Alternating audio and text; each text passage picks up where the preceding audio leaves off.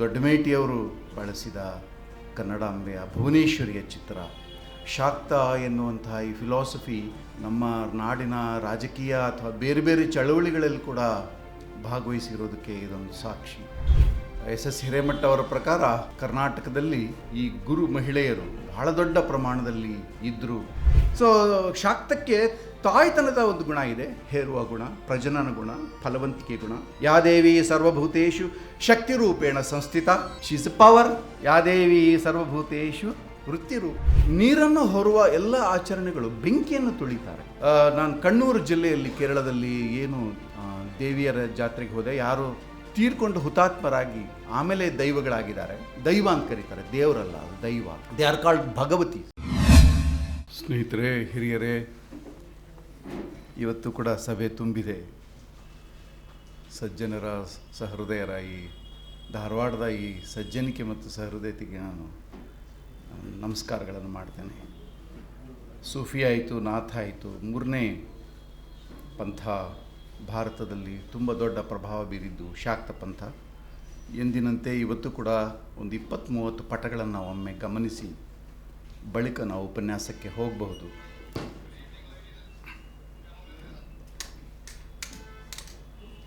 ಶಾಕ್ತ ಪಂಥಕ್ಕೆ ಸಂಬಂಧಿಸಿದ ಹಾಗೆ ಮತ್ತೆ ಈ ಬಗೆಯ ಒಂದು ಪಟ ಹೆಚ್ಚು ಪ್ರಚಲಿತದಲ್ಲಿದೆ. ಶಿವ ಕೆಳಗೆ ಇದ್ದಾನೆ ಮತ್ತು ಮೇಲೆ ದೇವಿ ಇದ್ದಾಳೆ. ದೇವಿಯ ಆರಾಧನೆಯ ಮುಂಚೆ ಅದು ಪ್ರಾಕೃತಿಕ ರೂಪದಲ್ಲಿ ದೇವಿಯ ಪ್ರಜನನದ ಅಂಗಾಂಗಗಳನ್ನು ಆರಾಧನೆ ಮಾಡುವ ಪದ್ಧತಿ ಇಡೀ ಜಗತ್ತಲ್ಲಿದೆ, ಭಾರತದಲ್ಲೂ ಇದೆ. ಭಗಾರಾಧನೆ ಅಥವಾ ಯೋನಿ ಆರಾಧನೆ ಅಂಥ ಕೆಲವು ಶಿಲ್ಪಗಳು. ಇದು ಲಜ್ಜಾಗೌರಿ, ಇದು ಆಲಂಪುರ ಅಂತ ತೆಲಂಗಾಣದಲ್ಲಿ ಲಜ್ಜಾಗೌರಿ, ಬಂಡೆಕಲ್ಲಿನ ಲಜ್ಜಾಗೌರಿ, ಮೊದಲನೇದು ಬೇವಿನ ಮರದ ಲಜ್ಜಾಗೌರಿ. ನಮ್ಮ ಸಾಮಾನ್ಯವಾಗಿ ನಮ್ಮ ಉತ್ತರ ಕರ್ನಾಟಕದ ಹಳ್ಳಿಗಳಲ್ಲಿ ಕಾಣುವ ದೇವಿ ಮರದಿಂದ ಕಟ್ಟಿಗೆಯಿಂದ ಮಾಡೋದು. ಇದು ಬೌದ್ಧ ತಾರಾದೇವಿ. ನನಗೆ ಪದ್ಮಾವತಿ ಪಟ ಸಿಗಲಿಲ್ಲ. ಇವರಿಬ್ಬರ ಮೇಲೆ ಕೂಡ ನಾವು ಚರ್ಚೆ ಮಾಡೋದಿದೆ. ಬಿಜಾಪುರ ಮತ್ತು ಹೈದರಾಬಾದ್ ಮ್ಯೂಸಿಯಂನಲ್ಲಿರುವ ಪೇಂಟಿಂಗ್ಸ್ಗಳಲ್ಲಿ, ಕರ್ನಾಟಕದ ಕುರಿತ ಪೇಂಟಿಂಗ್ಸ್ಗಳಲ್ಲಿ ಅತ್ಯಂತ ಹೆಚ್ಚು ಯೋಗಿನಿಯರ ಪಟಗಳು. ಸೊ ಈ ಫ್ರೀ ವಿಮೆನ್ ಅಂತ ಕರಿಬೋದು. ಅದು ಈ ಯೋಗಿನಿಯರು ಯಾರು, ಇದ್ರ ಮೇಲೆ ಬಹಳ ಅದ್ಭುತವಾದ ಒಂದು ರಿಸರ್ಚ್ ಕೂಡ ಆಗಿದೆ. ಸೊ ಕರ್ನಾಟಕದಲ್ಲಿ ಈ ಯೋಗಿನಿಯರು ಇದ್ದರೂ ಅದರ ಭಾಗವಾಗಿ ಈ ಥರದ ತುಂಬ ಪಟಗಳು ಸಿಗುತ್ತೆ. ಇದು ಕರ್ನಾಟಕ ಏಕೀಕರಣದ ಹೋರಾಟದಲ್ಲಿ ದೊಡ್ಡಮೇಟಿಯವರು ಬಳಸಿದ ಕನ್ನಡಾಂಬೆಯ ಭುವನೇಶ್ವರಿಯ ಚಿತ್ರ. ಶಾಕ್ತ ಎನ್ನುವಂತಹ ಈ ಫಿಲಾಸಫಿ ನಮ್ಮ ನಾಡಿನ ರಾಜಕೀಯ ಅಥವಾ ಬೇರೆ ಬೇರೆ ಚಳವಳಿಗಳಲ್ಲಿ ಕೂಡ ಭಾಗವಹಿಸಿರೋದಕ್ಕೆ ಇದೊಂದು ಸಾಕ್ಷಿ. ರಾಷ್ಟ್ರೀಯ ಹೋರಾಟದಲ್ಲಿ ಒಂದೇ ಮಾತರಂ ಕಾಳಿಯ ಹಾಡು ಬಳಕೆ ಆಗಿರೋದು ನಮ್ಗೆ ಗೊತ್ತಿದೆ. ಇದು ಸುಪ್ರಸಿದ್ಧ ಶಿರಸಿ ಮಾರಿಕಾಂಬೆ. ಈ ಶಾಕ್ತ ಪಂಥಕ್ಕೆ ಸಂಬಂಧಿಸಿದ ಬೇರೆ ಬೇರೆ ಯೋಗಿನಿಯರು, ಗುರು ಮಹಿಳೆಯರು ನಮ್ಮಲ್ಲಿ ಇದ್ದಾರೆ. ಅವರ ಕೆಲವು ಪಟಗಳು. ಇದು ನಮ್ಮ ತಾಲೂಕಿನ ಅಂತರಗಟ್ಟೆ ಅಂತ ಸುಪ್ರಸಿದ್ಧ ಜಾತ್ರೆ, ಅಂತರಗಟ್ಟೆಮ್ಮನ ಜಾತ್ರೆಯಲ್ಲಿ ನಾನು ತೆಗೆದದ್ದು. ಇದು ಹರಪನಹಳ್ಳಿ ಅರಸೀಕೆರೆ. ಇವರಿಗೆ ದುರ್ಗಿಯರು ಅಂತ ಕರೀತಾರೆ. ಎಸ್ ಹಿರೇಮಠ ಅವರ ಪ್ರಕಾರ ಕರ್ನಾಟಕದಲ್ಲಿ ಈ ಗುರು ಮಹಿಳೆಯರು ಬಹಳ ದೊಡ್ಡ ಪ್ರಮಾಣದಲ್ಲಿ ಇದ್ದರು ಅಂತ. ಆಕೆಯ ಇಂಪಾರ್ಟೆನ್ಸ್ ಬಗ್ಗೆ ಆಮೇಲೆ ನಾವು ಚರ್ಚೆ ಮಾಡ್ಬೋದು. ತುಂಬ ಒಳ್ಳೆ ಹಾಡುಗಾರ್ತಿ, ದಂಡಿನ ದುರ್ಗಮ್ಮನ ಮೇಲೆ ಹಾಡನ್ನು ಹಾಡ್ತಾಳೆ. ಇದು ಬಹುಶಃ ಮಹಾಕೂಟದಲ್ಲಿ ನಾನು ತೆಗೆದ ಪಟ. ಸಾಮಾನ್ಯವಾಗಿ ಮಾದಿಗ ಸಮುದಾಯದವರು, ಕರ್ನಾಟಕದ ಶಾಕ್ತ ಸಮುದಾಯಗಳಲ್ಲಿ ಮಾದಿಗ ಸಮುದಾಯ ಬಹಳ ಇಂಪಾರ್ಟೆಂಟ್ ಆದ ರೋಲ್ ಇದೆ. ಇದು ಕೂಡ ಬಹುಶಃ ಹುನಗುಂದ ತಾಲೂಕಲ್ಲಿ ನಾನು ತೆಗೆದ ಪಟ.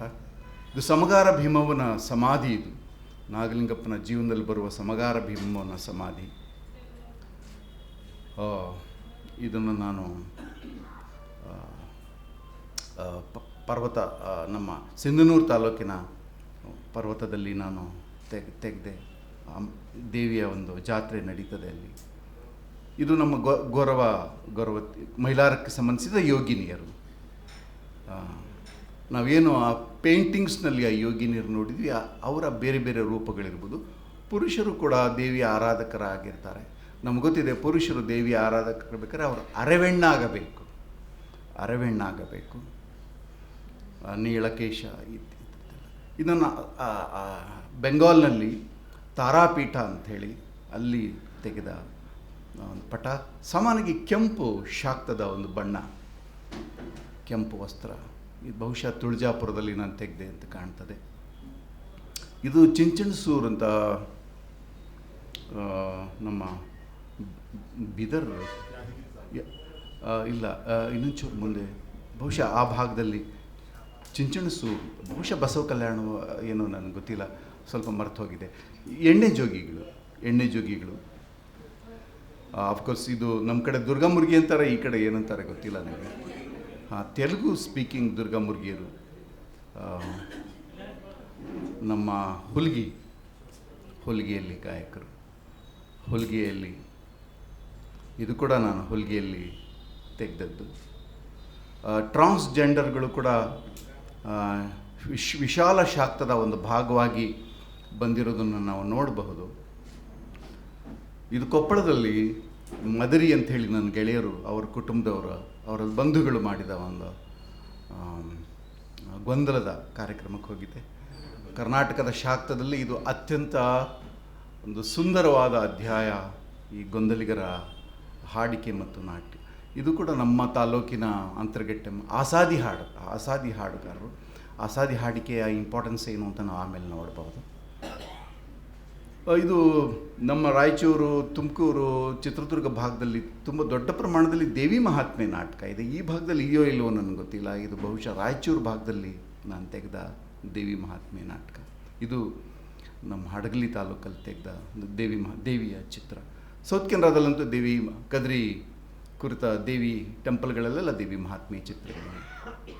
ನವರಾತ್ರಿಯಲ್ಲಿ ತಮಗೆಲ್ಲ ಗೊತ್ತಿದೆ, ಈ ಭಾಗದಲ್ಲಿ ಹೇಗೋ ಚಿದಾನಂದ ಅವಧೂತರು ಇದ್ದ ಭಾಗದಲ್ಲಿ ತುಂಬ ದೊಡ್ಡ ಪ್ರಮಾಣದಲ್ಲಿ ದೇವಿ ಮಹಾತ್ಮೆಯನ್ನು 9 ದಿನ ಪಾರಾಯಣ ಮಾಡ್ತಾರೆ. ಅಂತ ನಂಬರ್ 9 ಈಸ್ ವೆರಿ ಇಂಪಾರ್ಟೆಂಟ್. ಯಾಕೆಂದರೆ ಅದು ಗರ್ಭಧಾರಣೆಯ 9 ವರ್ಷಗಳು, ತಾಯಿಯ ದೇವಿಯ ಒಂದು ಫಲವಂತಿಕೆಯನ್ನು ಸೂಚಿಸುವ. ಇದು ಮಂಜಮ್ಮ ಜೋಗತಿ ಅಂತ ಪರಶುರಾಮನ ಒಂದು ನಾಟಕವನ್ನು ಮಾಡ್ತಾರೆ. ಇದು ನಾನು ಈಚೆಗೆ ಅಥಣಿ ಭಾಗದ ಈ ಇಬ್ಬರು ಹರದೇಶಿ ನಾಗೇಶಿ ಗಾಯಕರನ್ನು ನಾನು ಭೇಟಿ ಮಾಡಿದೆ. ಅಥಣಿಯ ಭಾಗದವರು, ಬಡಿಗೇರ್ ಅಂತ ಇವರು, ಈಕೆ ಬಹುಶಃ ಲಕ್ಷ್ಮಮ್ಮ ಅಂತ ಕಾಣ್ತದೆ. ಬಹಳ ಅದ್ಭುತವಾಗಿ ಇಬ್ಬರು ಶಿವ ಮತ್ತು ಪಾರ್ವತಿಯರ ಒಂದು ವಾಗ್ವಾದವನ್ನು ಅಭಿನಯಿಸ್ತಾರೆ. ಇದು ಚಿಂಚಲಿ, ನಮ್ಮ ರಾಯಭಾಗ್ ತಾಲೂಕಿನ ಅತ್ಯಂತ ದೊಡ್ಡ ವಿಜೃಂಭಣೆಯಿಂದ ನಡೆಯೋ ಜಾತ್ರೆ. ಶಿರ್ಸಿ, ಇದನ್ನು ಕೂಡ ನಾನು ಬೆಂಗಾಲ್ನಲ್ಲಿ ಬಹುಶಃ ತ್ರಿಪುರಾದಲ್ಲಿ ತೆಗೆದೆ ಅಂತ ಕಾಣ್ತದೆ. ಪಂಚಮಕಾರಗಳಲ್ಲಿ ಮದ್ಯ, ಮಾಂಸ, ಮತ್ಸ್ಯ, ಮುದ್ರಾ, ಮೈಥುನ, ಈ 5 ಶಾಕ್ತದಲ್ಲಿ ಬಹಳ ಇಂಪಾರ್ಟೆಂಟ್ ಆದ ಸಂಗತಿಗಳು. ಕುಂಭ, ಶಾಕ್ತ ಪಂಥದಲ್ಲಿ ಕುಂಭ ಬಹಳ ಇಂಪಾರ್ಟೆಂಟ್ ಆದ ಒಂದು ಸಂಕೇತ. ಅದು ಗರ್ಭದ ಸಂಕೇತ, ಯಾಕೆಂದರೆ ಒಳಗಡೆ ನೀರಿದೆ. ಅದ್ರ ಬಗ್ಗೆ ದೇವಿ ಪ್ರಸಾದ್ ಚಟ್ಟೋಪಾಧ್ಯಾಯ ತಮ್ಮ ಲೋಕಾಯತ ಪುಸ್ತಕದಲ್ಲಿ ಬಹಳ ಒಳ್ಳೆಯ ವಿಶ್ಲೇಷಣೆಯನ್ನು ಮಾಡಿದ್ದಾರೆ. ವಾಸ್ತವವಾಗಿ ಇದು ತಲೆ ಮೇಲೆ ನೀರು ಹೊರೋ ಕುಂಭ ಅಲ್ಲ. ಮೊದಲ ಭತ್ತದಿಂದ ಅಕ್ಕಿಯನ್ನು ಮಾಡಿ ಆ ಮಡೆ ಅನ್ನವನ್ನು ಮಾಡ್ತಾರೆ. ಕುಣಿಗಲ್ ತಾಲೂಕಿನ ಒಂದು ಸುಪ್ರಸಿದ್ಧ ಉಜ್ಜಿನಿ ಜಾತ್ರೆಯಲ್ಲಿ ನಾನು ನೋಡಿದೆ.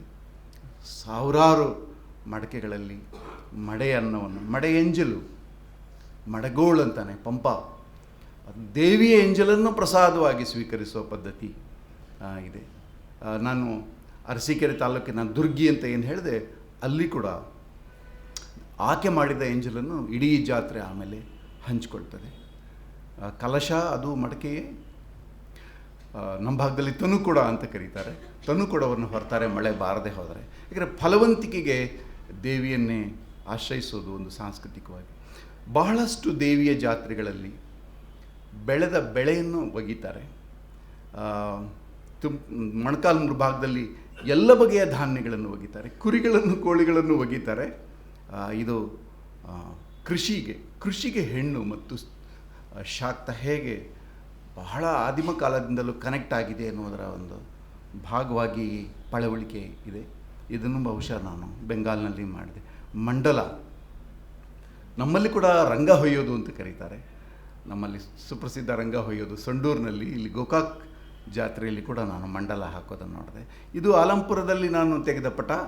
ಆಲಂಪುರದ ದೇವಿ, ಸುಪ್ರಸಿದ್ಧ ಒಂದು ದೇವಿ ಗುಡಿಯಲ್ಲಿ ಒಂದು ಈಚಲ ಮರದ ಆಕೆಯ ಪಾದವನ್ನು ಶಿಲ್ಪಿ, ಬಹಳ ಚತುರ ಶಿಲ್ಪಿ ಕಡ್ದಿದ್ದಾನೆ. ಆಕೆ ಪಾನ ಮತ್ತಳಾಗಿದ್ದಾಳೆ. ಪಾನವು ಶಾಕ್ತದಲ್ಲಿ ಬಹಳ ಪವಿತ್ರವಾದದ್ದು. ಇದು ಕೂಡ ಚಿಂಚಲಿ ಜಾತ್ರೆ. ಯಾಕೆ ಮಹಿಳೆಯರು ದೇವಿಯ ಜಾತ್ರೆಗಳಲ್ಲಿ ಟ್ರಾನ್ಸ್ಗೆ ಹೋಗ್ತಾರೆ ಮತ್ತು ತಮ್ಮ ಅಭಿವ್ಯಕ್ತಿಯನ್ನು ಮಾಡ್ತಾರೆ? ಬಹಳಷ್ಟು ಜಾತ್ರೆಗಳಲ್ಲಿ, ಹಿರಿಯಡ್ಕದ ಸಿರಿ ಜಾತ್ರೆಯಲ್ಲಿ ಕೂಡ ಮಹಿಳೆಯರು ಟ್ರಾನ್ಸ್ಗೆ ಹೋಗ್ತಾರೆ. ಇಲ್ಲಿ ಕೂಡ ಟ್ರಾನ್ಸ್ಗೆ ಹೋದ ಮಹಿಳೆಯರು ಚಿಂಚಲಿಯಲ್ಲಿ ಇದು ಅರಸೀಕೆರೆ ತಾಲೂಕಿನಲ್ಲಿ ಆ ದುರ್ಗಿಯರು ಅನ್ನವನ್ನು ಮೊದಲು ತಿಂತಾ ಇರೋದು. ಇದು ತಮ್ಗೆ ಗೊತ್ತಿದೆ, ಇಂಗನ್ ನ್ಯಾಂಗ್ ಚೈನಾದ್ದು. ಇದ್ರ ಬಗ್ಗೆ ಕೂಡ ನಾವು ಆಮೇಲೆ ಪ್ರಸ್ತಾಪ ಮಾಡ್ಬೋದು. ಗಂಡು ಮತ್ತು ಹೆಣ್ಣಿನ ಎರಡು ಸಂಕೇತಗಳವು, ಅವು ಕೂಡುವಿಕೆ. ಇದು ನಾನು ಕಾಮಾಖ್ಯದಲ್ಲಿ ತೆಗೆದೆ. ಕಾಮಾಖ್ಯದಲ್ಲಿ ತುಂಬ ಸುಪ್ರಸಿದ್ಧವಾದ ಯೋನಿ ಪೀಠ ಇದೆ. ಭಾರತದ ಶಾಕ್ತ ಪೀಠಗಳಲ್ಲಿ ಬಹಳ ಅಗ್ರಸ್ಥಾನ ಅದಕ್ಕೆ ಇದೆ. ಇಷ್ಟಾದ ಮೇಲೆ ನಾವು ಉಪನ್ಯಾಸಕ್ಕೆ ಹೋಗ್ಬೋದು ಅಂತ ಕಾಣ್ತದೆ. ಸ್ನೇಹಿತರೆ, ಇದೊಂದು ದೊಡ್ಡ ಜಗತ್ತು. ಬಹುತೇಕ ಶಾಕ್ತದ ಮೇಲೇ ಒಂದು 10 ಉಪನ್ಯಾಸಗಳನ್ನು ಮಾಡಬಹುದಾದಷ್ಟು ದೊಡ್ಡ ಜಗತ್ತು. ಬಹಳಷ್ಟು ವಿಷಯಗಳನ್ನು ಬಿಟ್ಟು ಒಂದು 5-6 ಥೀಮ್ಗಳ ಮೇಲೆ ನಾನು ಮಾತಾಡೋಕ್ಕೆ ಬಯಸ್ತೇನೆ ಮತ್ತು ಚರ್ಚೆಯಲ್ಲಿ ತಾವು ಬೇರೆ ವಿಷಯಗಳನ್ನು ಪ್ರಸ್ತಾಪ ಮಾಡಬಹುದು. ಮೊದಲಿಗೆ ಹೇಗೆ ಸೂಫಿಸಮ್ನ ಉಪನ್ಯಾಸವನ್ನು ಬೇಂದ್ರೆಯವರ ಮೂಲಕ ಮಾಡಿದ್ನೋ, ಇವತ್ತು ಕೂಡ ಬೇಂದ್ರೆಯವರ ಮೂಲಕ ಮಾಡ್ತೇನೆ. ಯಾಕಂದರೆ ಕರ್ನಾಟಕದ ಆಧುನಿಕ ಕವಿಗಳಲ್ಲಿ ಬೇಂದ್ರೆ ಬಹಳ ಮಹತ್ವದ ಶಾಕ್ತ ಕವಿಗಳಲ್ಲಿ ಒಬ್ಬರು. ಅವರ ತುಂಬ ಶಾಕ್ತ ಕವಿತೆಗಳಿವೆ. ಅದರಲ್ಲಿ ಒಂದನ್ನು ಓದೋಕ್ಕೆ ಬಯಸ್ತೇನೆ. ಅದರ ಹೆಸರು ನಾನು ಅಂತ. ಒಬ್ಬ ಶಾಕ್ತ ತನ್ನನ್ನು ಹೇಗೆ ಡಿಫೈನ್ ಮಾಡ್ಕೊಳ್ತಾನೆ ಅನ್ನೋದಕ್ಕೆ ಸಿಂಬಾಲಿಕ್ ಆಗಿ ಈ ಪದ್ಯ ಇದೆ. 5 ತಾಯಂದಿರ ಮಗ ಅಂತ ತಮ್ಮನ್ನು ಡಿಕ್ಲೇರ್ ಮಾಡ್ಕೊಳ್ಳೋ ಪದ್ಯ ಇದು. ಪ್ರಸಿದ್ಧವಾದ ಪದ್ಯ. ವಿಶ್ವಮಾತೆಯ ಗರ್ಭ ಕಮಲ ಜಾತ ಪರಾಗ ಪರಮಾಣು ಕೀರ್ತಿ ನಾನು. ಲೇಯರ್ಸ್ ನೋಡಿ, ಆ ಒಂದು ದೊಡ್ಡ ವೃತ್ತ, ಅದು ವಿಶ್ವದ ವೃತ್ತ. ವಿಶ್ವಮಾತೆಯ ಗರ್ಭ ಕಮಲ ಜಾತ ಪರಾಗ ಪರಮಾಣು ಕೀರ್ತಿ ನಾನು. ಆ ಕಮಲದ ಹೂವಿನಲ್ಲಿರುವ ಆ ಕೇಸರದಲ್ಲಿ ಸಿಲುಕಿಕೊಂಡಿರುವ ಒಂದು ದುಂಬಿ, ಹಾಗೆ ತಮ್ಮನ್ನು ಚಿತ್ರಿಸ್ಕೊಳ್ತಿದ್ದಾರೆ. ಪರಾಗ ಪರಮಾಣು ದುಂಬಿನೂ ಅಲ್ಲ, ಅದರಲ್ಲಿರೋ ಒಂದು ಧೂಳಿನ ಕಣ ನಾನು. ಎರಡನೇದು, ಭೂಮಿ ತಾಯಿಯ ಮೈಯ ಹಿಡಿಮಣ್ಣು ಗುಡಿಗಟ್ಟಿ ನಿಂತಹ ಮೂರ್ತಿ ನಾನು. ಭೂಮಿ 2ನೇ ಸ್ತರದಲ್ಲಿ, ತಾಯ್ತನದ 2ನೇ ಸ್ತರದಲ್ಲಿ, ಶಾಕ್ತದ 2ನೇ ಸ್ತರದಲ್ಲಿ ಭೂಮಿ ಬರ್ತಾ ಇದೆ. ಮಣ್ಣು, ಆ ಮಣ್ಣಿನಿಂದ ಮಾಡಿದ್ದು. ಪೃಥ್ವಿ ಶಬ್ದದಿಂದಲೇ ಪಾರ್ಥಿವ ಅನ್ನೋ ಶಬ್ದ ಬಂದಿದೆ. ಮಣ್ಣಿನಿಂದ ಮಾಡಿದ್ದು. ನಾವು ತೀರ್ಕೊಂಡವರಿಗೆ ಸಮಾಧಿ ಮಾಡುವಾಗ ಮಣ್ಣು ಮಾಡೋಕ್ಕೆ ಹೋಗಿದ್ವಿ ಅಂತಲೇ ಶಬ್ದ ಬಳಸಿ. ಮಣ್ಣು, ಹಿಡಿಮಣ್ಣು ಗುಡಿಗಟ್ಟಿ ನಿಂತಹ ಮೂರ್ತಿ ನಾನು. 3ನೇದು, ಭಾರತಾಂಬೆಯ ಒಂದು ಚಿತ್ರವನ್ನು ಅವ್ರು ಕೊಡ್ತಾರೆ. ಸಾಲೆಲ್ಲೋ ಮಿಸ್ ಆಗಿದೆ ನನಗೆ. 4ನೇದು, ಕನ್ನಡ ತಾಯಿ ತಾವರೆಯ ಪರಿಮಳವನ್ನುಂಡು ಬೀರುತಿಹ ಗಾಳಿ ನಾನು. ನನ್ನ ತಾಯಿಯ ಹಾಲ ನೆತ್ತರ ಕುಡಿದಂಥ ಜೀವಂತ ಮಮತೆ ನಾನು. 5ನೇದಾಗಿ ಅಂಬವ್ವ, ಅವರ ತಾಯಿಯ ಹೆಸರು ಬರ್ತಾ ಇದೆ. ಈ 5 ಐದೇಯರೇ ಪಂಚಪ್ರಾಣಗಳಾಗಿ ಈ ಜೀವ ದೇಹ, ಈ ಜೀವ ಮತ್ತು ದೇಹ ಇವೆಲ್ಲವೂ ಕೂಡ ಈ 5 ತಾಯಂದಿರಿಂದ ಅದು ಬಂದಿದೆ ಅಂತ. ಮುಂದೆ ಇನ್ನೂ ಆ ಪದ್ಯ ಕಂಟಿನ್ಯೂ ಆಗ್ತದೆ. ಆದರೆ ಯಾಕೆ ಒಬ್ಬ ಕವಿಗೆ ತನ್ನನ್ನು ಈ 5 ತಾಯಂದಿರ ಮಗ ಎಂದು ಹೇಳಿಕೊಳ್ಳಬೇಕಾಯಿತು? ತಂದೆಯ ಪ್ರಸ್ತಾಪ ಇಲ್ಲ ಇಲ್ಲಿ, ಭಾಳ ಇಂಪಾರ್ಟೆಂಟ್. ಅವರ ಕಾವ್ಯನಾಮದಲ್ಲೂ ತಂದೆಯ ಪ್ರಸ್ತಾಪ ಇಲ್ಲ. ಅಂಬಿಕಾ ತನಯ, ವಿಶ್ವದ ಒಳನುಡಿಯಾಗಿ ಕನ್ನಡಿಸುತ್ತಿನಲ್ಲಿ ಅಂಬಿಕಾ ತನಯನು. ಅಂಬವ್ವನ ಮಗ ನಾನು ಅಂತ ಒಬ್ಬ ಕವಿ ತನ್ನನ್ನು ನನ್ನ ತಾಯಿಯ ಮಗ ಅಂತ ಡಿಕ್ಲೇರ್ ಮಾಡ್ಕೊಳ್ಳೋದೇ ಶಾಕ್ತ ಪರಂಪರೆ ಬಹಳ ಇಂಪಾರ್ಟೆಂಟ್ ಆದ ಒಂದು ಸಂಗತಿ ಅದು. ಇನ್ನು ಧಾರವಾಡದ ತಾಯಿಯಂತೂ ಬಹುಶಃ ಇಲ್ಲಿನ ದುರ್ಗಮ್ಮನ ಮೇಲೆ ಬರೆದಂಥ ಅತ್ಯಂತ ಅದ್ಭುತವಾದ ಪದ್ಯ. ಅವರ ಇಡೀ ಕಾವ್ಯದಲ್ಲಿ ಶಾಕ್ತ ಫಿಲಾಸಫಿ ಇದೆ. ಸಖಿಗೀತದಲ್ಲಿ, ನನಕಯ್ಯ ಹಿಡಿದಾಕೆ ಪದ್ಯದಲ್ಲಿ ಅದು ದೊಡ್ಡ ವಿಷಯ. ಆದರೆ ಕನ್ನಡದ ಕಾವ್ಯದಲ್ಲಿ ಶಾಕ್ತ ಪರಂಪರೆ ಬೇರೆ ಬೇರೆ ನೆಲೆಗಳಲ್ಲಿ ಅದು ಒಳಗಡೆ ಪ್ರವೇಶ ಮಾಡಿದೆ ಅನ್ನೋದಕ್ಕೆ ಇದು ಸಾಕ್ಷಿ. ಕುವೆಂಪು ಕೂಡ ಕಾಳಿಯ ಆರಾಧಕರು. ಯಾಕಂದರೆ ಅವರ ಗುರುಗಳಾದ ಪರಮಹಂಸರು ಕಾಳಿಯ ಪೂಜೆಯನ್ನು ಮಾಡ್ತಾಯಿದ್ರು ಬೆಂಗಾಲದಲ್ಲಿ. ಅಲ್ಲಿಗೆ ಹೋಗಿ ಬಂದಮೇಲೆ ಅವರು ತಮ್ಮ ಕಾವ್ಯದಲ್ಲಿ ಕಾಳಿಯನ್ನು ಮತ್ತೆ ಮತ್ತೆ ನೆನೆಸ್ತಾರೆ. ಕ್ರಾಂತಿ ಕಾಳಿ ಅಂತಲೇ ಕ್ರಾಂತಿಯನ್ನು ಕಾಳಿಗೆ ಹೋಲಿಸ್ತಾರೆ. ಅವರ ನಾವೆಲ್ಸಲ್ಲಿ ಕೂಡ ಕ್ರಾಂತಿಯ ವಿಷಯ ಬಂದಾಗ, ಬದಲಾವಣೆಯ ವಿಷಯ ಬಂದಾಗ ಕಾಳಿಯ ವಿಷಯ ಬರ್ತದೆ. ನರಬಲಿ ಪದ್ಯ ಅಂತೂ ಬೇಂದ್ರೆ ಅವ್ರದ್ದು ಕಾಳಿಯನ್ನೇ ಕುರಿತು ಆರಾಧನೆ. 20ನೇ ಶತಮಾನದಲ್ಲಿ ಸಾಮಾಜಿಕ ಚಳವಳಿಗಳು, ರಾಜಕೀಯ ಚಳವಳಿಗಳು, ಆರ್ಥಿಕ ಚಳವಳಿಗಳು, ಕಲ್ಪನೆಗಳು ಮೊಳೆತದ್ದೇ ಕಾವ್ಯದಲ್ಲಿ, ದೇವಿಯ ಸಾನ್ನಿಧ್ಯದಲ್ಲಿ. ಯಾಕಂದರೆ ಕ್ರಾಂತಿ ಕಾಳಿ ಅಂತ ಪದ್ಯದಲ್ಲಿ ಆರ್ಥಿಕ ಒಂದು ಬಡತನ ಮತ್ತು ಇದರದ ವರ್ಗದ ಪ್ರಶ್ನೆಯನ್ನು ಅಲ್ಲಿ ಎತ್ತುತ್ತಾರೆ. ನರಬಲಿ ಅಂತೂ ಸ್ವಾತಂತ್ರ್ಯದ ಪ್ರಶ್ನೆಯನ್ನು ಅದು ಎತ್ತುತ್ತೆ. ಸ್ನೇಹಿತರೆ, ಭಾರತದಲ್ಲಿ ಶಾಕ್ತ, ಭಾರತ ಅಂದರೆ ನಾನು ಸ್ವಾತಂತ್ರ್ಯ ಪೂರ್ವದಲ್ಲಿದ್ದ ಇಡೀ ಅಖಂಡ ಭಾರತವನ್ನು ನಾನು ಮನಸ್ಸಲ್ಲಿ ಇಟ್ಕೊಂಡು ಮಾತಾಡ್ತಾ ಇದ್ದೇನೆ. ಇಡೀ ಎಲ್ಲ ಭಾಗದಲ್ಲಿ, ನೇಪಾಳ ಒಳಗೊಂಡಂತೆ ತುಂಬ ದೊಡ್ಡ ಪ್ರಮಾಣದಲ್ಲಿ ಹರಡಿಕೆ ಆಗಿದೆ. ಒಂದೊಮ್ಮೆ ಭಾರತವನ್ನು ವರ್ಟಿಕಲ್ ಆಗಿ ನೀವು ಹೀಗೆ ವಿಭಜಿಸಿದರೆ, ದಕ್ಷಿಣೋತ್ತರ ಅಲ್ಲ ಪೂರ್ವ ಪಶ್ಚಿಮವಾಗಿ ವಿಭಜಿಸಿದರೆ, ಅತ್ಯಂತ ಹೆಚ್ಚು ಶಾಕ್ತ ಇರೋದು ಪೂರ್ವ ಭಾಗದಲ್ಲಿ. ನೇಪಾಲ್, ತ್ರಿಪುರಾ, ಅಸ್ಸಾಂ, ಬೆಂಗಾಲ್, ಈ ಭಾಗದಲ್ಲಿ. ಈ ಪೂರ್ವ ಭಾಗದಲ್ಲಿ ಅತ್ಯಂತ ಹೆಚ್ಚು ನಾಥ ಯೋಗಿಗಳು ಬರ್ತಾರೆ, ವಿರಕ್ತರು. ನಿನ್ನೆ ಅವ್ರ ಬಗ್ಗೆ ನಾನು ಚರ್ಚೆ ಮಾಡ್ತಾ ಇದ್ದೆ. ಸಂಸಾರಕ್ಕೆ ಸ್ವಲ್ಪ ವಿಮುಖರಾದ ವಿರಕ್ತಿ ಅದು. ಮತ್ತು ಜೈನರು ಬಹಳ ಬರ್ತಾರೆ. ಗುಜರಾತ್, ರಾಜಸ್ಥಾನದಲ್ಲಿ ಜೈನ ಸವರ್ಣರು ಬರ್ತಾರೆ. ಸಂಸಾರವನ್ನು ತೊರೆದು ಹೋಗುವ ಸನ್ಯಾಸ ಬರ್ತದೆ. ಇದು ರಕ್ತ ಲೋಕ, ಇದೊಂದು ವಿರಕ್ತ ಲೋಕ. ಭಾರತವನ್ನು ಹೀಗೆ, ಮತ್ತು ಈ ಫಿಲಾಸಾಫಿಕಲ್ ಡಿವಿಷನ್ನ ಒಳಗಡೆ ಆಹಾರದ ಸಂಸ್ಕೃತಿ ಕೂಡ ಇದೆ. ಈ ಪೂರ್ವ ಭಾಗದಲ್ಲಿ ಅತ್ಯಂತ ಹೆಚ್ಚು ಮಾಂಸಾಹಾರ ಇದೆ, ಬಲಿ ಪದ್ಧತಿ ಇದೆ. ತಮ್ಗೆ ಗೊತ್ತಿದೆ, ತ್ರಿಪುರಾ, ಬೆಂಗಾಲ್, ನೇಪಾಳದಲ್ಲಿ ಎಲ್ಲರೂ ಇಲ್ಲಿ ಸಸ್ಯಾಹಾರನೋ ಪ್ರಶ್ನೆನೇ ಇಲ್ಲ. ಅಲ್ಲಿ ಬ್ರಾಹ್ಮಣರು ಕೂಡ ಬಲಿ ಪದ್ಧತಿಯಲ್ಲಿ ಭಾಗವಹಿಸ್ತಾರೆ ಮತ್ತು ಮಾಂಸಾಹಾರವನ್ನು ತಗೊಳ್ತಾರೆ. ಅಂದರೆ ಮಾಂಸಾಹಾರ, ದೇವಿಯ ಆರಾಧನೆ ಮತ್ತು ಅಲ್ಲಿನ ಭೌಗೋಳಿಕ ಸನ್ನಿವೇಶಗಳಿಗೆ ಬೇರೆ ಬೇರೆ ಸಂಬಂಧಗಳಿವೆ ಅನ್ನೋದನ್ನು ನಾವು ಗಮನಿಸಬಹುದು. ಕರ್ನಾಟಕ, ತಮಿಳುನಾಡು, ಆಂಧ್ರದಲ್ಲಿ ಹೆಚ್ಚು ದೇವಿಯರ ಜಾಗಗಳು ಇವೆ. 3 ಬಗೆಯ ದೇವಿಯರನ್ನು ನಾವು ಕಾಣ್ತೀವಿ. ಒಂದು ಪುರಾಣದ ದೇವಿಯರು, ಪಾರ್ವತಿ ಇರಬಹುದು, ಚಾಮುಂಡೇಶ್ವರಿ ಇರಬಹುದು, ಪುರಾಣದ ದೇವತೆ. ಎರಡನೇದು ಸ್ಥಳೀಯ ದೇವತೆಗಳು. ನಮ್ಮ ಬಳರಿಯ ಹೆಸರಿನಲ್ಲಿರುವ ಎಲ್ಲ ಹಳ್ಳಿಗಳು, ಊರುಗಳೆಲ್ಲರೂ ಅವು ಬಳರಿ ದೇವತೆ ಹೆಸರದು. ಬಳ್ಳಾರಿಯ ವರ್ಣನೆಯನ್ನು ಜನ್ನ ತನ್ನ ಕಾವ್ಯದಲ್ಲಿ ಅದ್ಭುತವಾಗಿ ಮಾಡ್ತಾನೆ. ನಮ್ಮ ಬಳ್ಳಾರಿ, ಇಲ್ಲೆಲ್ಲ ಗೋಕಾಕರ ರೈಲಲ್ಲಿ ಹೋಗುವಾಗ ಬಳ್ಳಾರಿ ಹಳ್ಳ, ಬಣಾರಿ ಹಳ್ಳ, ಈ ಥರದ ಶಬ್ದಗಳೆಲ್ಲ ಇವೆ. ತುಂಬ ಕಡೆ ಬಳ್ಳಾರಿ ಇದೆ. ಮೂರನೇದು ಜೀವನದಲ್ಲಿ ಅನ್ಯಾಯಕ್ಕೊಳಗಾದ ಮಹಿಳೆಯರು ತೀರಿಕೊಂಡ ಬಳಿಕ, ಕೊಲೆಗೊಂಡ ಬಳಿಕ ಮತ್ತೆ ದೈವಗಳಾಗೋದು. ಅದನ್ನು ಅಲ್ಲಿ ಸೌತ್ ಕೆನರಾದಲ್ಲಿ ನಾವು ನೋಡ್ಬೋದು, ಅಥವಾ ಕೇರಳದವರೆಗೆ ನಾವು ಅಲ್ಲಿ ನೋಡ್ಬೋದು. ಅವರೆಲ್ಲರೂ ದೇವಿಯರಾಗಿ ಮನುಷ್ಯರೇ ಮತ್ತೆ ಅವರು ಬೇರೊಂದು ರೂಪದಲ್ಲಿ ದೈವಗಳಾಗಿ ಬರ್ತಾರೆ. ಹೀಗೆ 3 ಬಗೆಯ ದೈವಗಳಿವೆ. ಅನೇಕ ಕಡೆ ಸತಿಯರನ್ನು ಕೂಡ, ಪರ್ಟಿಕ್ಯುಲರ್ಲಿ ಉತ್ತರ ಕನ್ನಡದಲ್ಲಿ ಮಾಸ್ತಿಕಟ್ಟೆ ಎಲ್ಲ ನೋಡ್ಬೋದು, ಮಹಾಸತಿಯರನ್ನು ಕೂಡ ದೇವಿಗಳನ್ನಾಗಿ ಗಮನಿಸ್ಬೋದು ನಾವು. ಈಗ ಆಧುನಿಕ ಕಾಲದಲ್ಲಿ ಕೂಡ ಅನೇಕ ಮಾತೆಯರು ಬಂದಿದ್ದಾರೆ. ಇದರ ದರ್ಶನದ ಬಗ್ಗೆ ಸಂಕ್ಷಿಪ್ತವಾದ ಕೆಲವು ಮಾತುಗಳು ಹೇಳ್ತೇನೆ. ನಾನು ಆ್ಯಕ್ಚುಲಿ ಸಾಹಿತ್ಯದ ವಿದ್ಯಾರ್ಥಿಯಾಗಿ ಹೆಚ್ಚು ಇವತ್ತು ಸಾಹಿತ್ಯದ ಟೆಕ್ಸ್ಟ್ಗಳ ಬಗ್ಗೆ ಮಾತಾಡೋಕ್ಕೆ ನಾನು ಇಚ್ಛೆಪಟ್ಟಿದ್ದೇನೆ. ಶಾಕ್ತ ಶಬ್ದ ಬಂದಿರೋದು ಶಕ್ತಿಯಿಂದ, ಪವರ್. ಇನ್ನೊಂದು ಅರ್ಥ ಹೆಣ್ಣು, ಸ್ತ್ರೀತ್ವ ಅಂತ ಹೇಳ್ಬೋದು. ಸ್ತ್ರೀ ತತ್ವಕ್ಕೆ ಶಾಕ್ತ ಅಂತ ಹೇಳ್ಬೋದು. ಇದು 6 ಬಗೆಯಲ್ಲಿ ಮ್ಯಾನಿಫೆಸ್ಟ್ ಆಗ್ತದೆ ನಮ್ಮ ಕಲ್ಚರ್ನಲ್ಲಿ. 6 ಬಗೆಯಲ್ಲಿ ಆಗಿದೆ. ಒಂದು ಚಲುವಿನ ಆರಾಧನೆ, ಒಂದು ಹೆಣ್ಣಿನ ಚಲುವು. ಆಸಾದಿಗಳ ಹಾಡಿಕೆಯಲ್ಲಿ ಆ ಹೆಣ್ಣಿನ ನಖಶಿಕಾಂತದ ವರ್ಣನೆ ಇದೆ. ಅದನ್ನು ಸೌಂದರ್ಯ ಲಹರಿಯಲ್ಲಿ ಶಂಕರರು ಕೂಡ ಮಾಡ್ತಾರೆ.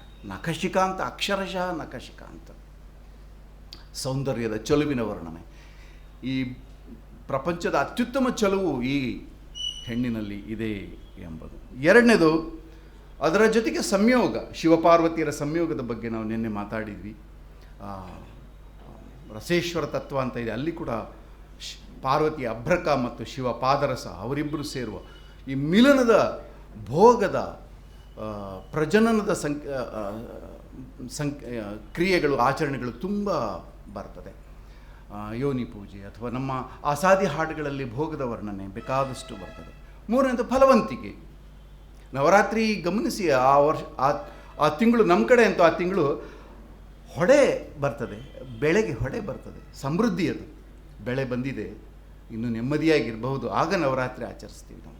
ನವರಾತ್ರಿಯಲ್ಲಿ ಬೆಳೆಯನ್ನು ತಲೆ ಮೇಲೆ ಕೊಂಡೊಯ್ಯುವ ಎಳೆ ಬೆಳೆಯನ್ನು ರಿಚುವಲ್ಸು ಲಂಬಾಣಿ ಸಮುದಾಯದಲ್ಲಿದೆ. ಸೊ ಅದು ಕೃಷಿಗೆ, ಅಗ್ರೇರಿಯನ್ ಕಲ್ಚರ್ಗೆ ನೇರವಾಗಿ ಸಂಬಂಧಿಸಿದ್ದು, ಫಲವಂತಿಕೆಗೆ ಅದು ಸಂಬಂಧಿಸಿದ್ದು. ಆಮೇಲೆ ನರ್ಚರಿಂಗ್, ಪೋಷಣೆ.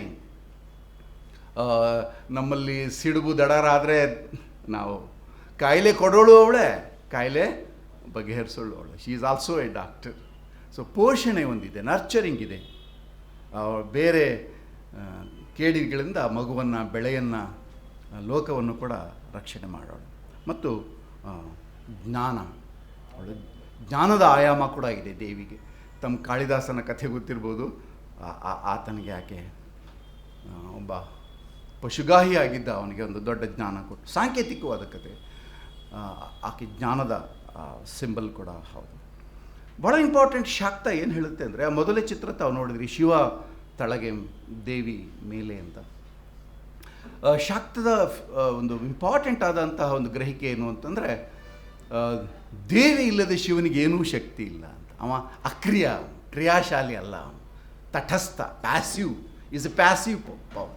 and she is an active power. She is a power but active power. ಶಿವೋಪಿ ಶಕ್ತಿರಹಿತ. ಶಿವನಿಗೆ ಶಕ್ತಿ ಇಲ್ಲದೆ ಹೋದರೆ ಶಕ್ತಿರಹಿತ. ಕರ್ತೃಂ ಶಕ್ತೋ ನ ಕಿಂಚನ. ಶಿವನಿಗೆ ಯಾವ ಶಕ್ತಿಯೂ ಇಲ್ಲ, ನ ಕಿಂಚನ, ಚೂರು ಶಕ್ತಿ ಇಲ್ಲ ವಿತೌಟ್ ಶಕ್ತಿ. ಶಿವನಿಗೆ ಶವ, ಅವನು. ಶಕ್ತಿಯ ಸಂಪರ್ಕವಿಲ್ಲದೆ ಹೋದರೆ ಶಿವನಿಗೆ ಶವ. ಶವರೂಪದಲ್ಲೇ ಆ ಚಿತ್ರಣದಲ್ಲಿ ಶಿವ ಮಲಗಿರೋದನ್ನು ನಾವು ನೋಡಿದ್ವಿ. ಅದನ್ನು ಬೇಂದ್ರೆ ಬಹಳ ಅದ್ಭುತವಾಗಿ ಈ ಶಾಕ್ತ ಶ್ಲೋಕವನ್ನು ಅನುವಾದ ಮಾಡಿದ್ದಾರೆ. ಶಿವನು ಶಕ್ತಿಯುತರಾದರೇನು ಜಗವ ಪಡೆಯಲು ಆಪನವನು. ಅವನಿಗೆ ಜಗತ್ತನ್ನು ಕಂಟ್ರೋಲ್ ಮಾಡೋಕ್ಕಾಗಲ್ಲ, ಎಷ್ಟೇ ಶಕ್ತಿ ಇದ್ದರೂ. ಇಲ್ಲದಿರೆ ಮಿಡುಕಾಟ ಕೂಡ ಅವಗಿಲ್ಲ, ಅವನು ಶವನು. ಶವನ್ ಶಬ್ದ ಬಳಸ್ತಾರೆ ಅವರು. ಮಿಡುಕಾಟ, ಇಟ್ಸ್ ಎ ಬ್ಯೂಟಿಫುಲ್ ವರ್ಡ್. ಮಿಡುಕಾಟ, ಮಿಸ್ಕಾಡೋಕ್ಕೂ ಆಗಲ್ಲ ಅವನಿಗೆ, ಅಷ್ಟು ಜಡ ಅವನು. ಶಕ್ತಿ ಸಂಚಲನದಿಂದ ಮಾತ್ರ ಅವನಿಗೆ ಮಿಸ್ಕಾಟ ಸಾಧ್ಯ, ಜಗತ್ತನ್ನು ಅವನು ಆಳೋದಕ್ಕೆ ಸಾಧ್ಯ. ಲೋಕ ಸೃಷ್ಟಿ ದೇವಿಯಿಂದ ಆಗ್ತದೆ ಅಂತ ಈ ಎಲ್ಲ ಶಾಕ್ತವನ್ನು ಅಂತಾರೆ. ಯಾಕಂದರೆ ನೀರು ಶಾಕ್ತದ ಬಹಳ ಇಂಪಾರ್ಟೆಂಟ್ ಆದ ಸಂಗತಿ. ನೀರನ್ನು ಹೊರುವ ಎಲ್ಲ ಆಚರಣೆಗಳು ಬೆಂಕಿಯನ್ನು ತುಳಿತಾರೆ. ನಾನು ಕಣ್ಣೂರು ಜಿಲ್ಲೆಯಲ್ಲಿ, ಕೇರಳದಲ್ಲಿ ಏನು ದೇವಿಯರ ಜಾತ್ರೆಗೆ ಹೋದೆ. ಯಾರು ತೀರ್ಕೊಂಡು ಹುತಾತ್ಮರಾಗಿ ಆಮೇಲೆ ದೈವಗಳಾಗಿದ್ದಾರೆ. ದೈವ ಅಂತ ಕರೀತಾರೆ, ದೇವರಲ್ಲ, ಅದು ದೈವ. They are called Bhagavatis. Kannagi is one of the important Bhagavatis. ಕನ್ನಗಿಯ ಗಂಡನನ್ನು ತಮಿಳಿನ ಮಹಾಕಾವ್ಯ ತಾನೇ ಅದು. ಅದರಲ್ಲಿ ಮಧುರೈನಲ್ಲಿ ಅವನನ್ನು ಕೊಲ್ಲಲಾಗ್ತದೆ. ಆಮೇಲೆ ತನ್ನ ಮಲೆಯನ್ನು ಕಿತ್ತು ಆ ಮಧುರೈ ನಗರದ ಮೇಲೆ ಚೆಲ್ಲಲು ಇಡೀ ಮಧುರೈ ನಗರ ಭಗ್ನ ಆಗ್ತದೆ. ಆಮೇಲೆ ಅವಳು ವೆಸ್ಟರ್ನ್ ಘಾಟ್ಸ್ ಹೋಗಿ ನೆಲೆಸ್ತಾಳೆ, ತಮಿಳ್ನಾಡು ಮತ್ತು ಕೇರಳ ಬಾರ್ಡರ್ನಲ್ಲಿ. ಆಕೆ ಭಗವತಿ. ಸೊ ಇಡೀ ಕನ್ಯಾಕುಮಾರಿಯಿಂದ ಉಡುಪಿ ತನಕ, ಕುಂದಾಪುರದ ತನಕ ಭಗವತಿಯರು ನೂರಾರು ಜನ ಇದ್ದಾರೆ. ಅವರೆಲ್ಲರೂ ಕೂಡ ಬೇಸಿಕಲಿ ಅದು ಮಾತೃಪ್ರಧಾನ ಸಮಾಜ ಇದ್ದ ಜಾಗ ಅದು. ಆಮೇಲೆ ಅದು ಹೊರಳಿಕೆಯನ್ನು ಪುರುಷ ಪ್ರಧಾನ ಸಮಾಜಕ್ಕೆ ಪಡೆಯಿತು. ಹಾಗೆ ಪಡೆಯುವಾಗ ಮಹಿಳೆಯ ಪ್ರೇಮದ ಹಕ್ಕನ್ನು, ತಾಯ್ತನದ ಹಕ್ಕನ್ನು, ಸಾರ್ವಜನಿಕ ಬದುಕಿನ ಹಕ್ಕನ್ನು ಕಿತ್ಕೊಳ್ಳಾಗ್ತಾ ಇತ್ತು. ಹೋರಾಟ ಮಾಡ್ತಾಯಿದ್ರು ಮತ್ತು ಹುತಾತ್ಮರಾಗ್ತಾಯಿದ್ರು. ಹುತಾತ್ಮರಾಗಿ ಮುಗಿಲಿಲ್ಲ, ಅಲ್ಲಿಗೆ ದೈವಗಳಾಗಿ ಅವತರಿಸಿದರು. 21 ವರ್ಷಕ್ಕೆ ಒಮ್ಮೆ ಜಾತ್ರೆ ಆಗ್ತದೆ ಆ ಕಣ್ಣೂರಿನಲ್ಲಿ. ನನ್ನ ಗೆಳೆಯರು ನನ್ನ ಕರ್ಕೊಂಡು ಹೋಗಿದ್ದರು. ಅವಳ ಕತೆ ಹೇಗಿದೆ ಅಂದರೆ, ಅವಳು ಬಹಳ ದೊಡ್ಡ ಪಂಡಿತಳಾಗಿದ್ಲು. ಅವಳು ಎಲ್ಲ ಪಂಡಿತರನ್ನು ಸೋಲಿಸ್ತಾ ಇದ್ಲು. ಅದಕ್ಕಾಗಿ ಅವರೊಂದು ಸಂಚು ಮಾಡಿದರು ಅವಳಿಗೆ. ಏನಂದರೆ, ಅವಳಿಗೆ ಮದುವೆ ಎಂಗೇಜ್ಮೆಂಟ್ ಆಗುವಾಗ ಅವಳು ಕೇಳಿದ್ರು ಒಂದು ಪ್ರಶ್ನೆ ಆ ಪಂಡಿತರು, ಏನವ್ವ ಅತ್ಯಂತ ಸುಖ ಯಾವುದು, ಅತ್ಯಂತ ದೊಡ್ಡ ವೇದನೆ ಯಾವುದು, ಈ ಥರದ ಪ್ರಶ್ನೆಗಳು. ಅವಳು ಹೇಳಿದ್ರು, ಅತ್ಯಂತ ಪರಮ ಸುಖ ಇದ್ದರೆ ಅದು ಕಾಮ ಸುಖ, ಅತ್ಯಂತ ಒಂದು ವೇದನೆಯ ಸಂಗತಿ ಅಂದರೆ ಅದು ಹೆರಿಗೆಯ ಸುಖ. ಓಹೋ ಹೌದೋ, ನೀನಿನ್ನು ಕನ್ಯೆ ಅಂತ ಹೇಳ್ಕೊಳ್ತಿದ್ದೀಯಾ, ಆದರೆ ಈ ಎಕ್ಸ್ಪೀರಿಯೆನ್ಸನ್ನು ಹೀಗೆ ಸ್ಟೇಟ್ಮೆಂಟ್ ಮಾಡ್ತಿದ್ದೀಯಾ, ಒಂದೋ ನೀನು ಸುಳ್ಳು ಹೇಳ್ತಿದ್ದೀಯಾ ಅಥವಾ ನಿನಗೆ ಅನುಭವ ಆಗಿದೆ ನೀನು ಕನ್ಯೆ ಅಂತ ಡಿಕ್ಲೇರ್ ಮಾಡ್ತಿದ್ದೀಯಾ. ಈ ಥರ ಸಿಕ್ಕಾಕ್ಸ್ಬಿಡ್ತಾರೆ ಆ ಕಥೆಯಲ್ಲಿ. ಕಡೆಗೆ ಅವಳಿಗೆ ಸುಳ್ಳು ಹೇಳಿದ್ಲು, ಸುಳ್ಳು ಹೇಳಿ ಮದುವೆ ಆಗ್ತಿದ್ದಾಳೆ, ಅಥವಾ ಒಂದು ಶಿಕ್ಷೆ ಏನು ಅಂದರೆ ಬೆಂಕಿ ಹಾಕೋದು. ಅಲ್ಲಿನ ಎಣ್ಣೆ ಗಾಣಿಗ ಸಮುದಾಯದವರು ಆಕೆಯನ್ನು ರಕ್ಷಿಸ್ತಾರೆ, ಆದರೆ ಸುಟ್ಟೋಗ್ತಾಳೆ. ಆ ಇಡೀ ದೇವಿ ಮೈತುಂಬ ವರ್ಣಿಕೆ, ಮುಖವರ್ಣಿಕೆಯನ್ನು ಮಾಡಿಕೊಂಡು ಪ್ರವೇಶ ಮಾಡುವ ಅದ್ಭುತವಾದ ನಾಟಕೀಯ ದೃಶ್ಯ ಅದು. ಅವ್ರು ಬೆಂಕಿ ತುಳಿತಾಳೆ, ಯಾಕಂದರೆ ಸುಟ್ಟದ್ದು ಬೆಂಕಿ ತಾನೆ. ಸೊ ಬೆಂಕಿ ವರ್ಸಸ್ ನೀರು ಇದೆಯಲ್ಲ ನಮ್ಮಲ್ಲಿ, ಅನೇಕ ಆಚರಣೆಗಳಲ್ಲಿ ಬೆಂಕಿಯನ್ನು ನೀರನ್ನು ಹೊತ್ತು ಬೆಂಕಿ ತುಳಿಯಲಾಗ್ತದೆ. ನನ್ನಸದೆ ಅದು ಶಾಕ್ತವು ಅಗ್ನಿ ಸಂಸ್ಕೃತಿ ಜೊತೆಗೆ ಮಾಡಿದ ಸಂಘರ್ಷ ಅಂತ ಹೇಳಿ ವಿದ್ವಾಂಸರು ವ್ಯಾಖ್ಯಾನ ಮಾಡ್ತಾರೆ. ಯಾಕಂದರೆ ಇದೇ ಅಗ್ನಿ ತಾನೇ ದಕ್ಷ ಬ್ರಹ್ಮನ ಯಜ್ಞದಲ್ಲಿ ದೇವಿಯನ್ನು ಸುಟ್ಟಿದ್ದು, ಇದೇ ಅಗ್ನಿ ತಾನೆ. ಸೊ ಅಗ್ನಿ ಒಂದು ಕೇಡಿನ ಸಂಕೇತ, ಅದಕ್ಕೆ ತುಳಿಬೇಕಾಗಿದೆ. ಅವಳು ಜಲದೇವತೆ, ಅವಳು ನೀರು. ಸೊ ಕುಂಭದಲ್ಲಿ ನೀರು, ನದಿಯನ್ನು ನಾವು ದೇವಿಯರಿಗೆ ಹೋಲಿಸ್ತೀವಿ. ತನುಕೊಡದಲ್ಲಿ ನೀರನ್ನೇ ನಾವು ತಗೊಂಡು ಹೋಗ್ತೀವಿ. ಸೊ ನೀರಿನಲ್ಲಿ ಜಗತ್ತು ಹುಟ್ಟಿದ್ದು, ಮೊದಲು ನೀರಿನಿಂದ ಜಗತ್ತು ಹುಟ್ಟಿದ್ದು. ನೀವು ಜಗತ್ ಸೃಷ್ಟಿಯ ಅನೇಕ ಪುರಾಣಗಳು ನೋಡಿದರೆ ನೀರಿನಲ್ಲಿ ಜಗತ್ತು ಮೊದಲು ಹುಟ್ಟೋದು ಅಂತ ಕಥೆಗಳು ಬರ್ತದೆ. ಹೀಗಾಗಿ ಶಾಕ್ತ ಈಕೆಯಿಂದ ಲೋಕ ಸೃಷ್ಟಿ ಅಂತಲೇ ಆರ್ಗ್ಯೂ ಮಾಡ್ತದೆ. ಹೀಗಾಗಿ ಕುಂಭದ ನೀರು, ಗರ್ಭದ ಒಳಗಿನ ನೀರು, ಬೇಂದ್ರೆ ನೀರು ಶಬ್ದ ಇಟ್ಕೊಂಡು ಬಹಳ ಅದ್ಭುತ ಆಟ ಆಡ್ತಾರೆ. ನೀರನಿಲ್ಲದಲ್ಲಿ, ನೀರ ಅಂದರೆ ಪ್ರಿಯತಮ ಅಂತಲೂ ಅರ್ಥ ಇದೆ, ನೀರು ಅಂತಲೂ ಅರ್ಥ ಇದೆ. ನೀರನಿಲ್ಲದಲ್ಲಿ, ನೀರು ನಿಲ್ಲೋದು ಅಂದರೆ ಗರ್ಭ ನಿಲ್ಲೋದು ಅಂತಲೂ ಅರ್ಥ ಇದೆ. ನೀರನಿಲ್ಲದಲ್ಲಿ ಮನದನ್ನೇ ಅಂತ ಪದ್ಯ. ನೀರನಿಲ್ಲದಲ್ಲಿ ಈ ನೀರು ಇಡೀ ಶಾಕ್ತದಲ್ಲಿ ಬಹಳ ಇಂಪಾರ್ಟೆಂಟ್ ಆದ ಒಂದು ಸಂಗತಿ ಆಗ್ತದೆ. ಇದು ಅದರ ದರ್ಶನದ ಬೇರೆ ಬೇರೆ ಆಯಾಮಗಳು. ಬೇರೆ ಯಾವುದೇ ಈ ಪಂಥಗಳಿಗೆ ಹೋಲಿಸಿದರೆ ಅತ್ಯಂತ ಹೆಚ್ಚು ಲಲಿತ ಕಲೆಗಳು ಎನ್ನುವ ರಂಗಭೂಮಿಯನ್ನು, ಮ್ಯೂಸಿಕ್ಕನ್ನು ಅತ್ಯಂತ ಹೆಚ್ಚು, ಪರ್ಟಿಕ್ಯುಲರ್ಲಿ ರಂಗಭೂಮಿಯನ್ನು ಅತ್ಯಂತ ಹೆಚ್ಚು ಶಾಕ್ತದಲ್ಲಿ ನಾವು ನೋಡ್ತೀವಿ. ಇಡೀ ಕರಾವಳಿಯಲ್ಲಿ ಎಲ್ಲ ಭಗವತಿಯರ ಕುಣಿತಗಳು, ಮುಖವರ್ಣಿಕೆ, ಆ ಡೈಲಾಗ್ ಮತ್ತು ಆ ವಾದ್ಯ, ನಾಟಕಕ್ಕೆ ಬೇಕಾದ ಎಲ್ಲ ಪರಿಕರಗಳು ಇವೆ. ಸೂಕ್ಷ್ಮವಾಗಿ ಆಲೋಚನೆ ಮಾಡಿದ್ರೆ ಇಂಡಿಯನ್ ಥಿಯೇಟರ್ನ ಹಿಂದೆ ಶಾಕ್ತ ಪಂಥ ಇದೆ. ಈಗ ಯಾವ ದೇವರಿಗೂ ಥಿಯೇಟ್ರ್ ಮೂಲಕ ಸಲ್ಲಿಕೆ, ಗೌರವ ಸಲ್ಲಿಕೆ, ಭಕ್ತಿ ಸಲ್ಲಿಕೆ ಇಲ್ಲ. ದೇವಿಗೆ ಮಾತ್ರ ಹೆಚ್ಚಿದೆ. ದೇವಿ ಮಹಾತ್ಮೆ ಇಡೀ ಕರ್ನಾಟಕದಲ್ಲಿ ಬಹಳ ಇಂಪಾರ್ಟೆಂಟ್ ಆದ ನಾಟಕ. ಅಲ್ಲಿ ಸೌತ್ ಕೆನರಾದಲ್ಲಿ ಕೂಡ ದೇವಿ ಮಹಾತ್ಮೆ ನಾಟಕ. ಕಡೆಗೆ ದೇವಿ ಬಂದು ರಾಕ್ಷಸರನ್ನ ಸಂಹಾರ ಮಾಡೋ ಸೀನಿಂದ ಅದು ಉಂಟಾಗ್ತದೆ. ಈವನ್ ಗೊಂದಲಿಗರ ಇದು ಕೂಡ ಇಡೀ ರಾತ್ರಿ ಅದು ಥಿಯೇಟ್ರ್, ಅದು ಪ್ರಕಾಶಿಯಲ್ಲಿದ್ದಾರೆ ಥಿಯೇಟ್ರ್, ಅದನ್ನು ರಂಗ ಹೊಯ್ಯೋದು ಅಂತ. ದೇವಿಯ ಆಚರಣೆಗಳಲ್ಲಿ ರಂಗ ಶಬ್ದ ಯಾಕೆ ಬರ್ತಾ ಇದೆ? ಒಂದು ರಂಗದು, ಬಣ್ಣ ಬಳಿತಿದ್ದಾರೆ ಅಂತ. ಸ್ಟೇಜ್ ಅದು, ರಂಗಭೂಮಿ ಅದು. ಯಾಕಂದರೆ ಅಭಿನಯ ಮಾಡ್ತಾರೆ, ಗೊಂದಲದ ಕಲಾವಿದರು ವಾದ್ಯ ನುಡಿಸ್ತಾರೆ, ಹಾಡ್ತಾರೆ, ಬಟ್ ಅದ್ಭುತವಾದ ಅಭಿನಯ ಕೂಡ ಮಾಡ್ತಾರೆ.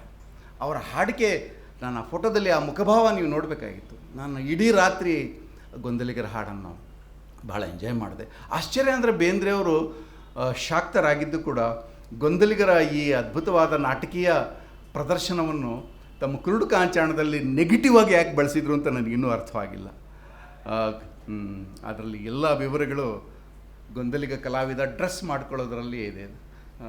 ಸಣ್ಣ ಕಣ್ಣಮ್ಮಗಳ ಕಣ್ಣಿನ ಕವಡಿಯ ತಣ್ಣನ್ನ ಜೋಮಾಲೆ ಕೊರಳೊಳಗಿತ್ತು, ಸುಡು ಸುಡು ಪಂಜಿ ಹಿಡ್ಕೊಳ್ತಾರೆ ಅವರು. ಸೊ ಇಡೀ ಗೊಂದಲಿಗರ ಆರಾಧನೆ ನೋಡಿದರೆ ಅದು ಥಿಯೇಟ್ರ್, ಅದು ಮರಾಠಿಯಿಂದ ಬಂದಿರೋದು ಬಹುಶಃ ಗೊಂದಲಿಗರು ಅಲ್ವಾ? ಹಾಂ, ಅಂಬಾಭವಾನಿ ಮರಾಠಿಯಿಂದ ಬಂದಿದೆ. ಅವರು ಅದ್ಭುತವಾಗಿ ಕನ್ನಡ ಮತ್ತು ಮರಾಠಿ ಎರಡನ್ನೂ ಹಾಡ್ತಾರೆ. ಸೊ ಭಗವತಿಯ ಇವು ಕೂಡ ಥಿಯೇಟ್ರ್ಗಳು. ಪಾಣರಾಟ ಅಂತ ಇದೆ ಕುಂದಾಪುರದಲ್ಲಿ, ದೇವಿಯ ಆಟ. ಅದು ದ ವರ್ಡ್ ಆಟ ಗಮನಿಸಿ, ರಂಗ ಶಬ್ದ ಗಮನಿಸಿ, ಥಿಯೇಟ್ರ್ ಅದು. ಭಾರತದ ಯಾವುದಾದ್ರೂ ಒಂದು ಫಿಲಸಾಫಿಕಲ್ ಸ್ಕೂಲ್ ತನ್ನ ಫಿಲಾಸಫಿಯನ್ನು ಅಭಿವ್ಯಕ್ತಿ ಮಾಡೋದಕ್ಕೆ ಥಿಯೇಟ್ರನ್ನ ಆರಿಸ್ಕೊಂಡಿದ್ರೆ ಅದು ಶಾಕ್ತ. ಅಫ್ಕೋರ್ಸ್ ನಾಥದಲ್ಲೂ ಥಿಯೇಟ್ರ್ ಇದೆ, ಬಟ್ ಪ್ರಿಡಾಮಿನೆಂಟ್ಲಿ ಇದು ಹಾಡು, ವಾದ್ಯ, ಬಣ್ಣಗಾರಿಕೆ ಮತ್ತು ಅಭಿನಯ, ಕುಣಿತ ಎಲ್ಲ ರಂಗಭೂಮಿಗೆ ಬೇಕಾದ ಆಯಾಮಗಳಿರುವ ಹಾಗೆ ಇದು ಮಾಡಿದೆ. ಸಿರಿ ಆಚರಣೆ ಕೂಡ ಒಂದು ಅಲ್ಲಿ ಒಂದು ಹಟ್ಟಿ ಅಂಗಡಿ ಏನೋ ಒಂದು ಇದೆ, ಅದು ನಮ್ಮ ಕುಂದಾಪುರ ತಾಲೂಕಲ್ಲಿ, ಅಲ್ಲಿ ಸಿರಿ ಅವ್ರ ಕಥೆಗಳು ನೋಡಿದರೆ ಅವಳು ಕೂಡ ಹಾಗೆ ಗಂಡನನ್ನು ಗಂಡ ತ್ಯಜಿಸೋದಲ್ಲ, ಇವಳೇ ತ್ಯಜಿಸ್ಬಿಡ್ತಾಳೆ.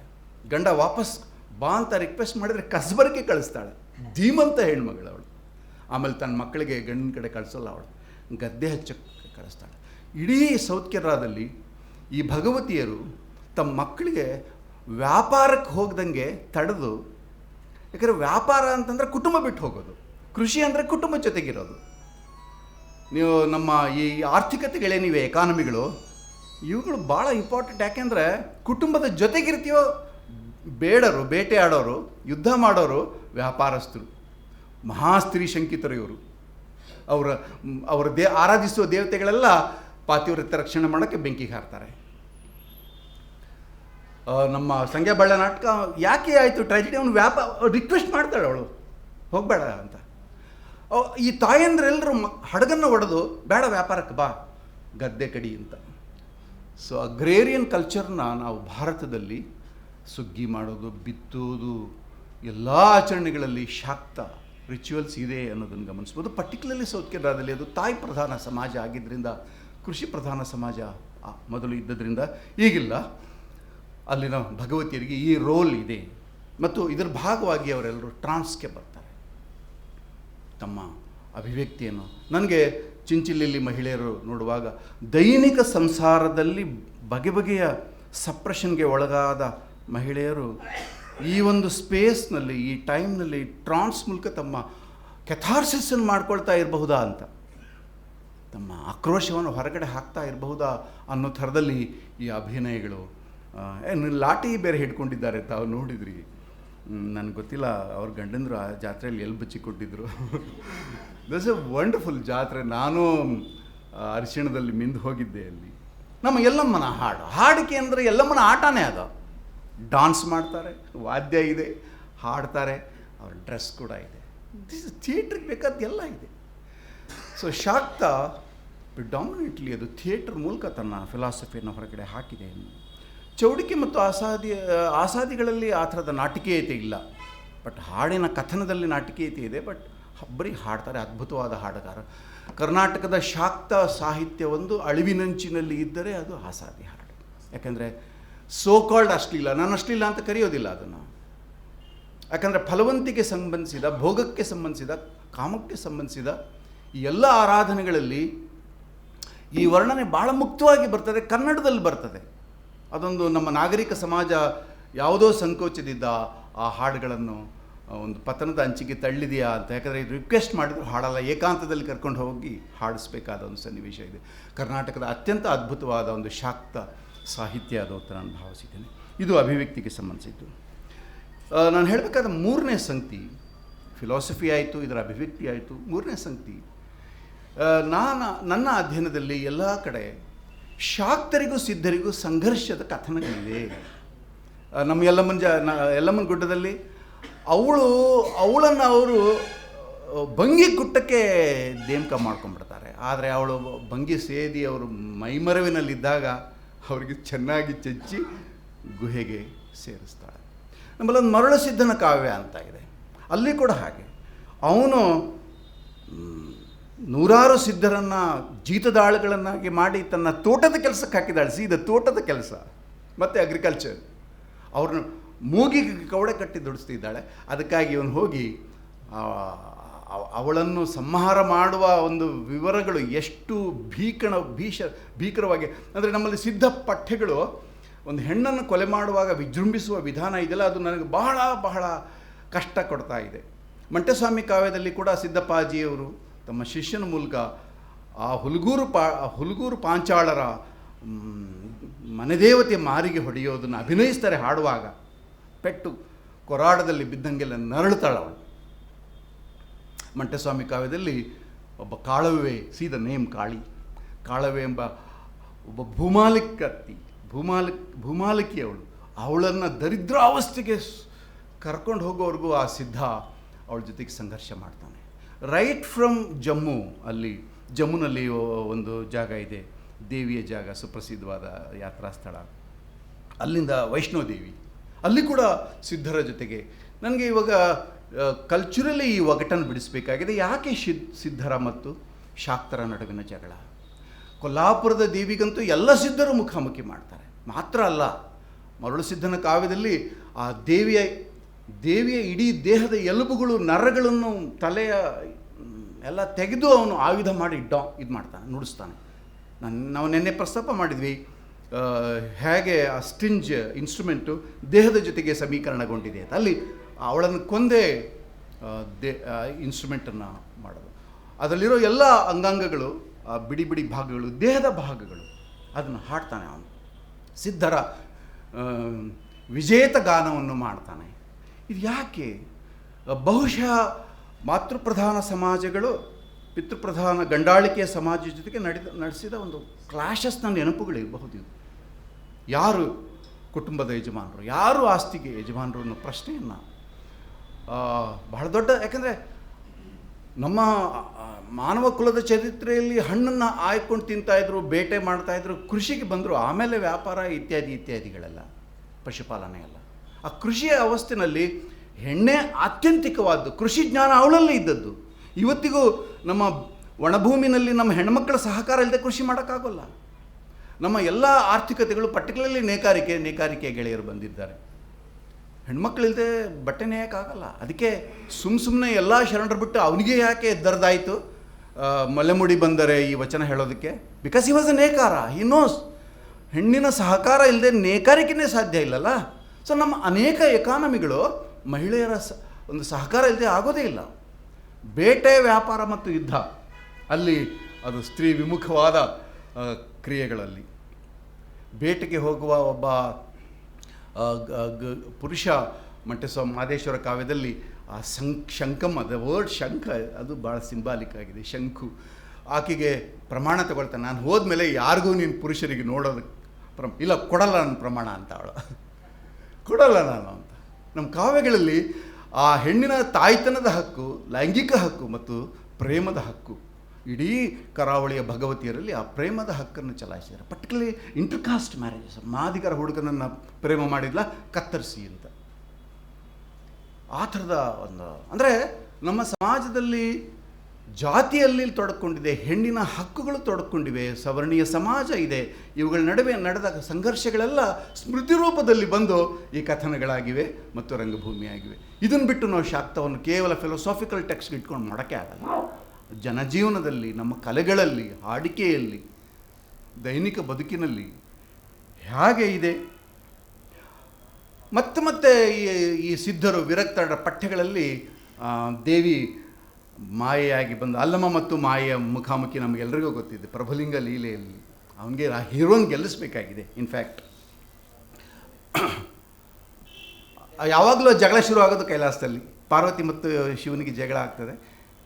ಅವ್ನು ನಿನಗೆ ನಮಸ್ಕಾರ ಮಾಡೋದು ನನಗೆ ಮಾಡಲಿಲ್ಲ, ಅವ್ನು ಸೊಕ್ಕು ನೋಡು ಅಂತ. ಅವ್ನು ಸೊಕ್ಕು ಮುರಿತೀನಿ, ಅವ್ಳಿಗೆ ಮತ್ತೆ ಅಲ್ಲಿಗೆ ಬರಬೇಕು, ಮಾಯೆಯಾಗಿ ಬಂದು ಅವನಿಗೆ ಕಾಡಿಸಿ ಸೋಲಿಸಿ. ಈ ಕಥನಗಳು ಬಹಳ ಆಶ್ಚರ್ಯ ಹುಡ್ತದೆ. ಈ ಥರದ ತುಂಬ ಕಥನಗಳು ಅವು ಬರ್ತವೆ. ಮತ್ತು ಸಿದ್ಧರ ಕಥನಗಳಲ್ಲಿ ಮಹಿಳೆಯರಿಗೆ ಸೋಲಾದರೆ, ಶಾಕ್ತ ಕಥನಗಳಲ್ಲಿ ಅವಳು ಗಂಡಿಗೆ ಮೀಸೆ ಹುಟ್ಟ ವ್ಯಕ್ತಿ ಕಾಸೆ ಹಾಕಿದವನಿಗೆ ನಾನು ಸೀರೆ ಉಡಿಸ್ತೀನಿ ಅಂತ ಹಠ ಮಾಡಿ ಸೋಲಿಸ್ತಾಳೆ. ಎಲ್ಲಮ್ಮನ ಕಥೆಗಳು, ಎಲ್ಲಮ್ಮನ ಚೌಡಿಕೆ ಕಥೆಗಳೆಲ್ಲ ಹೆಣ್ಣನ್ನು ಗಂಡನ್ನು ಸೋಲಿಸ್ತಾಳೆ. ಕಾರ್ತವೀರ್ಯಾರ್ಜುನ ಇರ್ಬೋದು, ಒಬ್ಬ ಭೂಮಾಲಿಕ ಇರ್ಬೋದು, ಯಾರ್ಯಾರು ಗಂಡಸರಿದ್ದಾರೆ ಅವ್ರನ್ನೆಲ್ಲ ಸೋಲಿಸ್ತಾಳೆ. ಸಿದ್ಧರ ಕಥೆಗಳಲ್ಲಿ ಉಲ್ಟಾ, ಅವಳನ್ನು ಕೊಂದೇ ಹಾಕಿಬಿಡ್ತಾರೆ.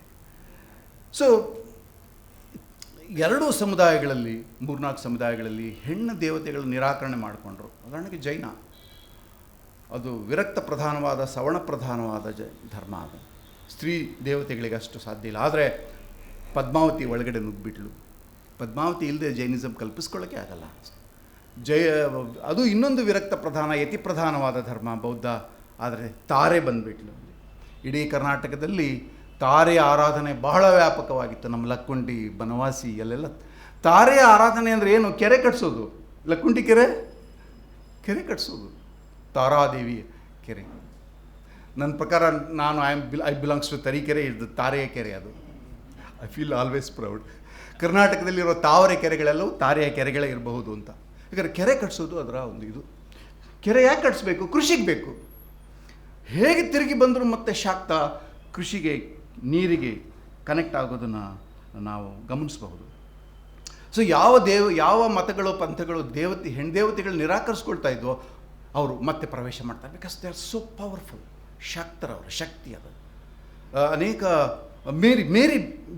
ಮೇರಿಯ ಜಾತ್ರೆ ನಡೀತದೆ ಹರಿಹರದಲ್ಲಿ.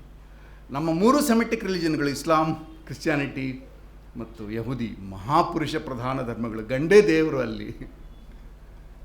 ಆದರೆ ಮಹಿಳೆಯರು ಬಂದರಲ್ಲಿ. ಸೊ ಇದು ನಾವು ಗಮನಿಸಬೇಕಾದ ಈ ಸಂಘರ್ಷ ಇದೆಯಲ್ಲ, ಶಾಕ್ತ ಕಥನಗಳಲ್ಲಿ ಈ ಸಂಘರ್ಷ ಪುರುಷರ ಜೊತೆಗೆ, ಮಾಲೀಕರ ಜೊತೆಗೆ, ದೊರೆಗಳ ಜೊತೆಗೆ, ಪರ್ಟಿಕ್ಯುಲರ್ಲಿ ಸಿದ್ಧರ ಜೊತೆಗೆ, ಇದು ನಿಸ್ಸಂಶಯವಾಗಿ ಭಾರತದ ಮಾತೃಪ್ರಧಾನ ಸಮಾಜ ಗಂಡಾಳಿಕೆ ಸಮಾಜವಾಗಿ ಹೊರಳಿಕೆ ಮಾಡಿಕೊಂಡಾಗ ಹುಟ್ಟಿದ ನರಳಿಕೆಗಳ ಭಾಗವಾಗಿ ಇರಬಹುದು ಇವು. ಅಂದರೆ ಇದರೊಳಗೊಂದು ಹಿಡನ್ ಹಿಸ್ಟ್ರಿ ಇದೆ ಪರೋಕ್ಷವಾಗಿ ಅಂತ ನನಗನ್ನಿಸ್ತದೆ. ಬಹಳ ಒಂದು ಕಷ್ಟದ ಸಂಗತಿ ಏನು ಅಂದರೆ, ಶಾಕ್ತ ದಿನ ಮಾಡುವಾಗ ಇದನ್ನು ಡೆಮೊನೈಸ್ ಮಾಡೋದು. ಪಶ್ಚಿಮದ ವಿದ್ವಾಂಸರಂತೂ ಕ್ರಿಮಿನಲ್ ಗಾಡ್ಸ್ ಅಂತಲೇ ಕರೆದ್ರೆ. ಯಾಕೆ ನರಬಲಿ ಈ ಥರದ್ದಿತ್ತು, ಪ್ರಾಣಿ ಬಲಿ ಇತ್ತು ಕ್ರಿಶ್ಚಿಯನ್ ಪರ್ಸ್ಪೆಕ್ಟಿವ್ನಿಂದ. ನನಗೆ ಅನೇಕ ಸಲ ನಮ್ಮ ಕನ್ನಡದ ವಿದ್ವಾಂಸರು ಕೂಡ ನಮ್ಮ ದೇವತೆಗಳನ್ನು, ಶಾಕ್ತ ದೇವತೆಗಳನ್ನು ಕ್ಷುದ್ರ ದೇವತೆಗಳು ಅಂತ ಕರೀತಾರೆ. ನನಗೆ ಬರೇ ಕಷ್ಟ. ನನಗೆ ಕಲಬುರಗಿಯವರಿದ್ರೆ ಜಗಳ ನಾನು ಮಾಡ್ತಾ ಇದ್ದೆ, ನೀವು ಈ ಶಬ್ದ ಯಾಕೆ ಬಳಸ್ತೀರಿ? ಬಳರಿಯ ಮೇಲೆ ಬರೀತಾರೆ ಕ್ಷುದ್ರ ದೇವತೆ. ಹೂ ವಿ ಆರ್ ಟು ಆ ಡಿನಾಮಿನೇಷನ್ ಕೊಡೋಕ್ಕೆ ಯಾರಿಗೆ ಶುದ್ರ? ಅದು ವಚನಕಾರರಿಂದ ತಗೊಂಡ ಪರ್ಸ್ಪೆಕ್ಟಿವ್ ಅದು. ಯಾಕಂದರೆ ಅವರು ಮಾರಿ ಮಸೆಣ್ಣು ನಾವು ನೋಡಿದೆವು. ಗಂಡ ಕೊಂಬುದು ಪಾದೋದಕ ಪ್ರಸಾದ, ಹೆಂಡತಿ ಕೊಂಬುದು ಸುರೆ ಮಾಂಸ. ಸುರೆ ಮತ್ತು ಮಾಂಸ ಪಂಚಮಕಾರಗಳಲ್ಲಿ ಇಂಪಾರ್ಟೆಂಟು. ಅಲ್ಲಿ ಶಾಕ್ತರು ಇದ್ದರು, ನಗೆ ಮಾರಿ ತಂದೆ, ಕಾಳವೆ ಎಲ್ಲ ಇದ್ದರು. ಸೊ ಶಾಕ್ತ ಮತ್ತು ಶೈವದ ಬೇರೆ ಬೇರೆ ಭಾಗಗಳು ಉದ್ದಕ್ಕೂ ಕ್ಲಾಶಸ್ ಮಾಡಿವೆ. ದಾಸರು ಕೂಡ ರಿಜೆಕ್ಟ್ ಮಾಡ್ತಾರೆ ನಮ್ಮ ಸ್ತ್ರೀ ದೇವತೆಗಳನ್ನು, ಶರಣರು ಮಾಡ್ತಾರೆ.